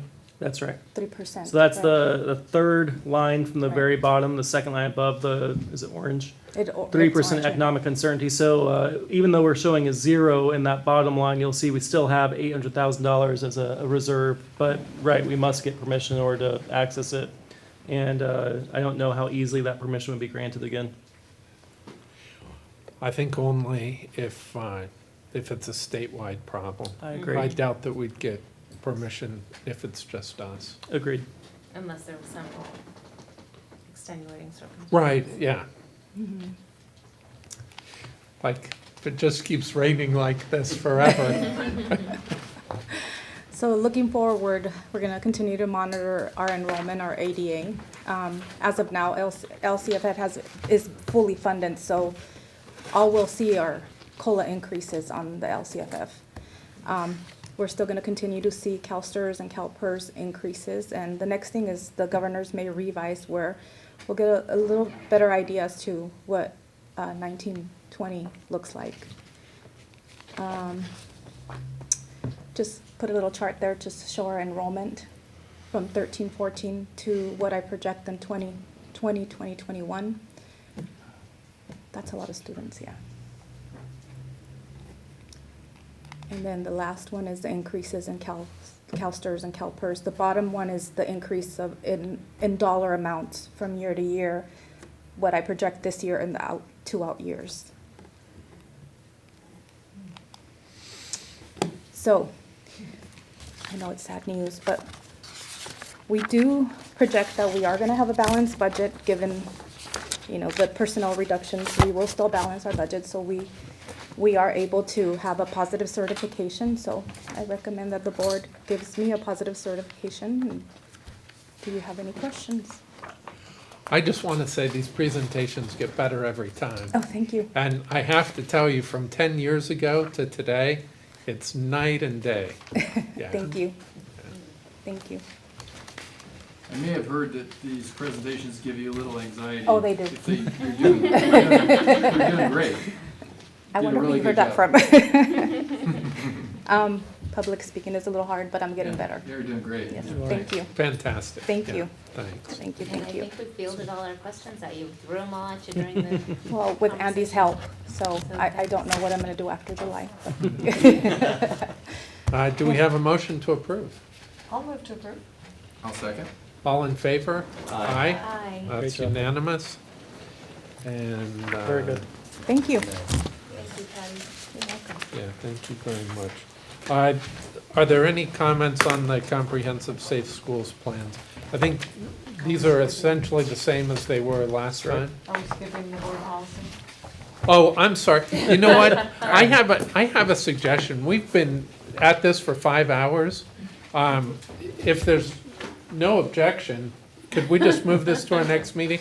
And also the discussion of the town hall style meetings. Can we discuss that at the next meeting?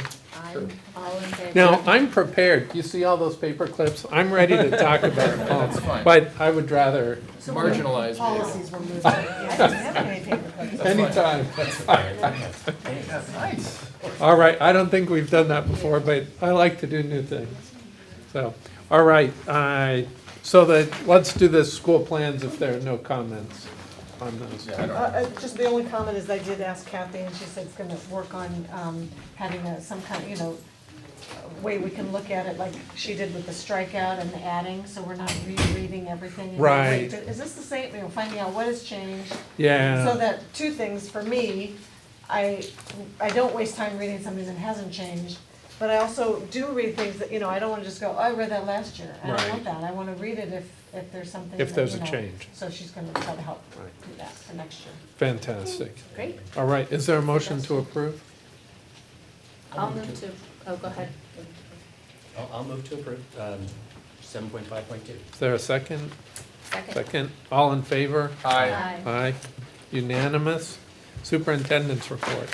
I'll make it brief, but I do, at second interim, as we just had Patty present, want to reflect a little bit on the past 4 years as the business superintendent about the experiences we've had in this district. Remember, I came May of 15. May of 15, we still were in furlough days. That was our last year. 6 weeks after my arrival, we had the discovery of the impropriety in the business office.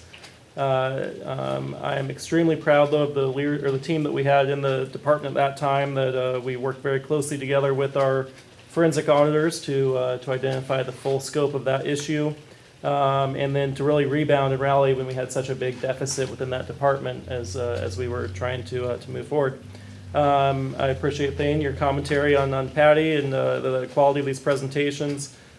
We've worked very hard with this business office, complete turnover in staff over the past 4 years, from the director level, Laura Maish retiring and Patty promoting up from an accountant to the director, and then everyone in her office is new as well. In fact, new within the past 2 years. So we have a big shift over there, but what I personally see, and as you guys know, I'm very involved in that department, as well as what I hear from our stakeholders across the district, really positive improvements that we're seeing just from the quality of customer service to trying to find teacher and student-focused solutions rather than necessarily always being just so focused on the perhaps best guidance, but missing the mark as far as how we actually support school operations. And then I will just say, from a budget perspective, again, I know that the numbers are scary, and I'm not trying to suggest that they shouldn't be cause for at least pause. But I really am proud of where this district has come in the past 4 years. Again, going from being furlough days and having, when I came, the budget projection was that we were going to end with $188 that year. That fortunately improved, and then where we've come, by allocating resources to our people, we've been able to significantly reduce class sizes, increase offerings across the district curricularly, and yes, we are going to have to make some reductions in the coming years, but I think really through some strong collaboration with OFT, we really reached a strong salary settlement to make sure we prioritized our teachers while also trying to give ourselves some time to work through the budget challenges.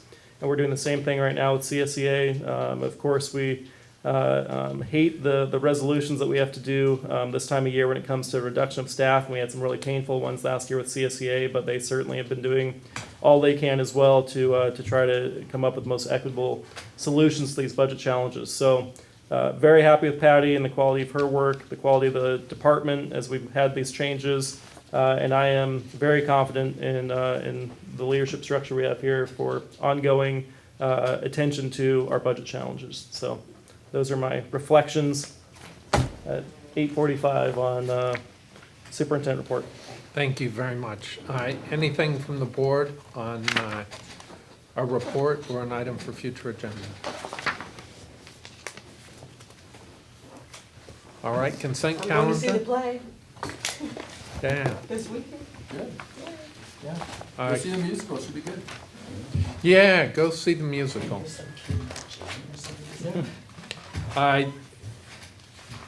Consent calendar, yeah. Any questions, I guess? I'll move to approve the consent calendar. I'll second. All in favor? Aye. Aye. Aye, that's unanimous, and we adjourn until next time.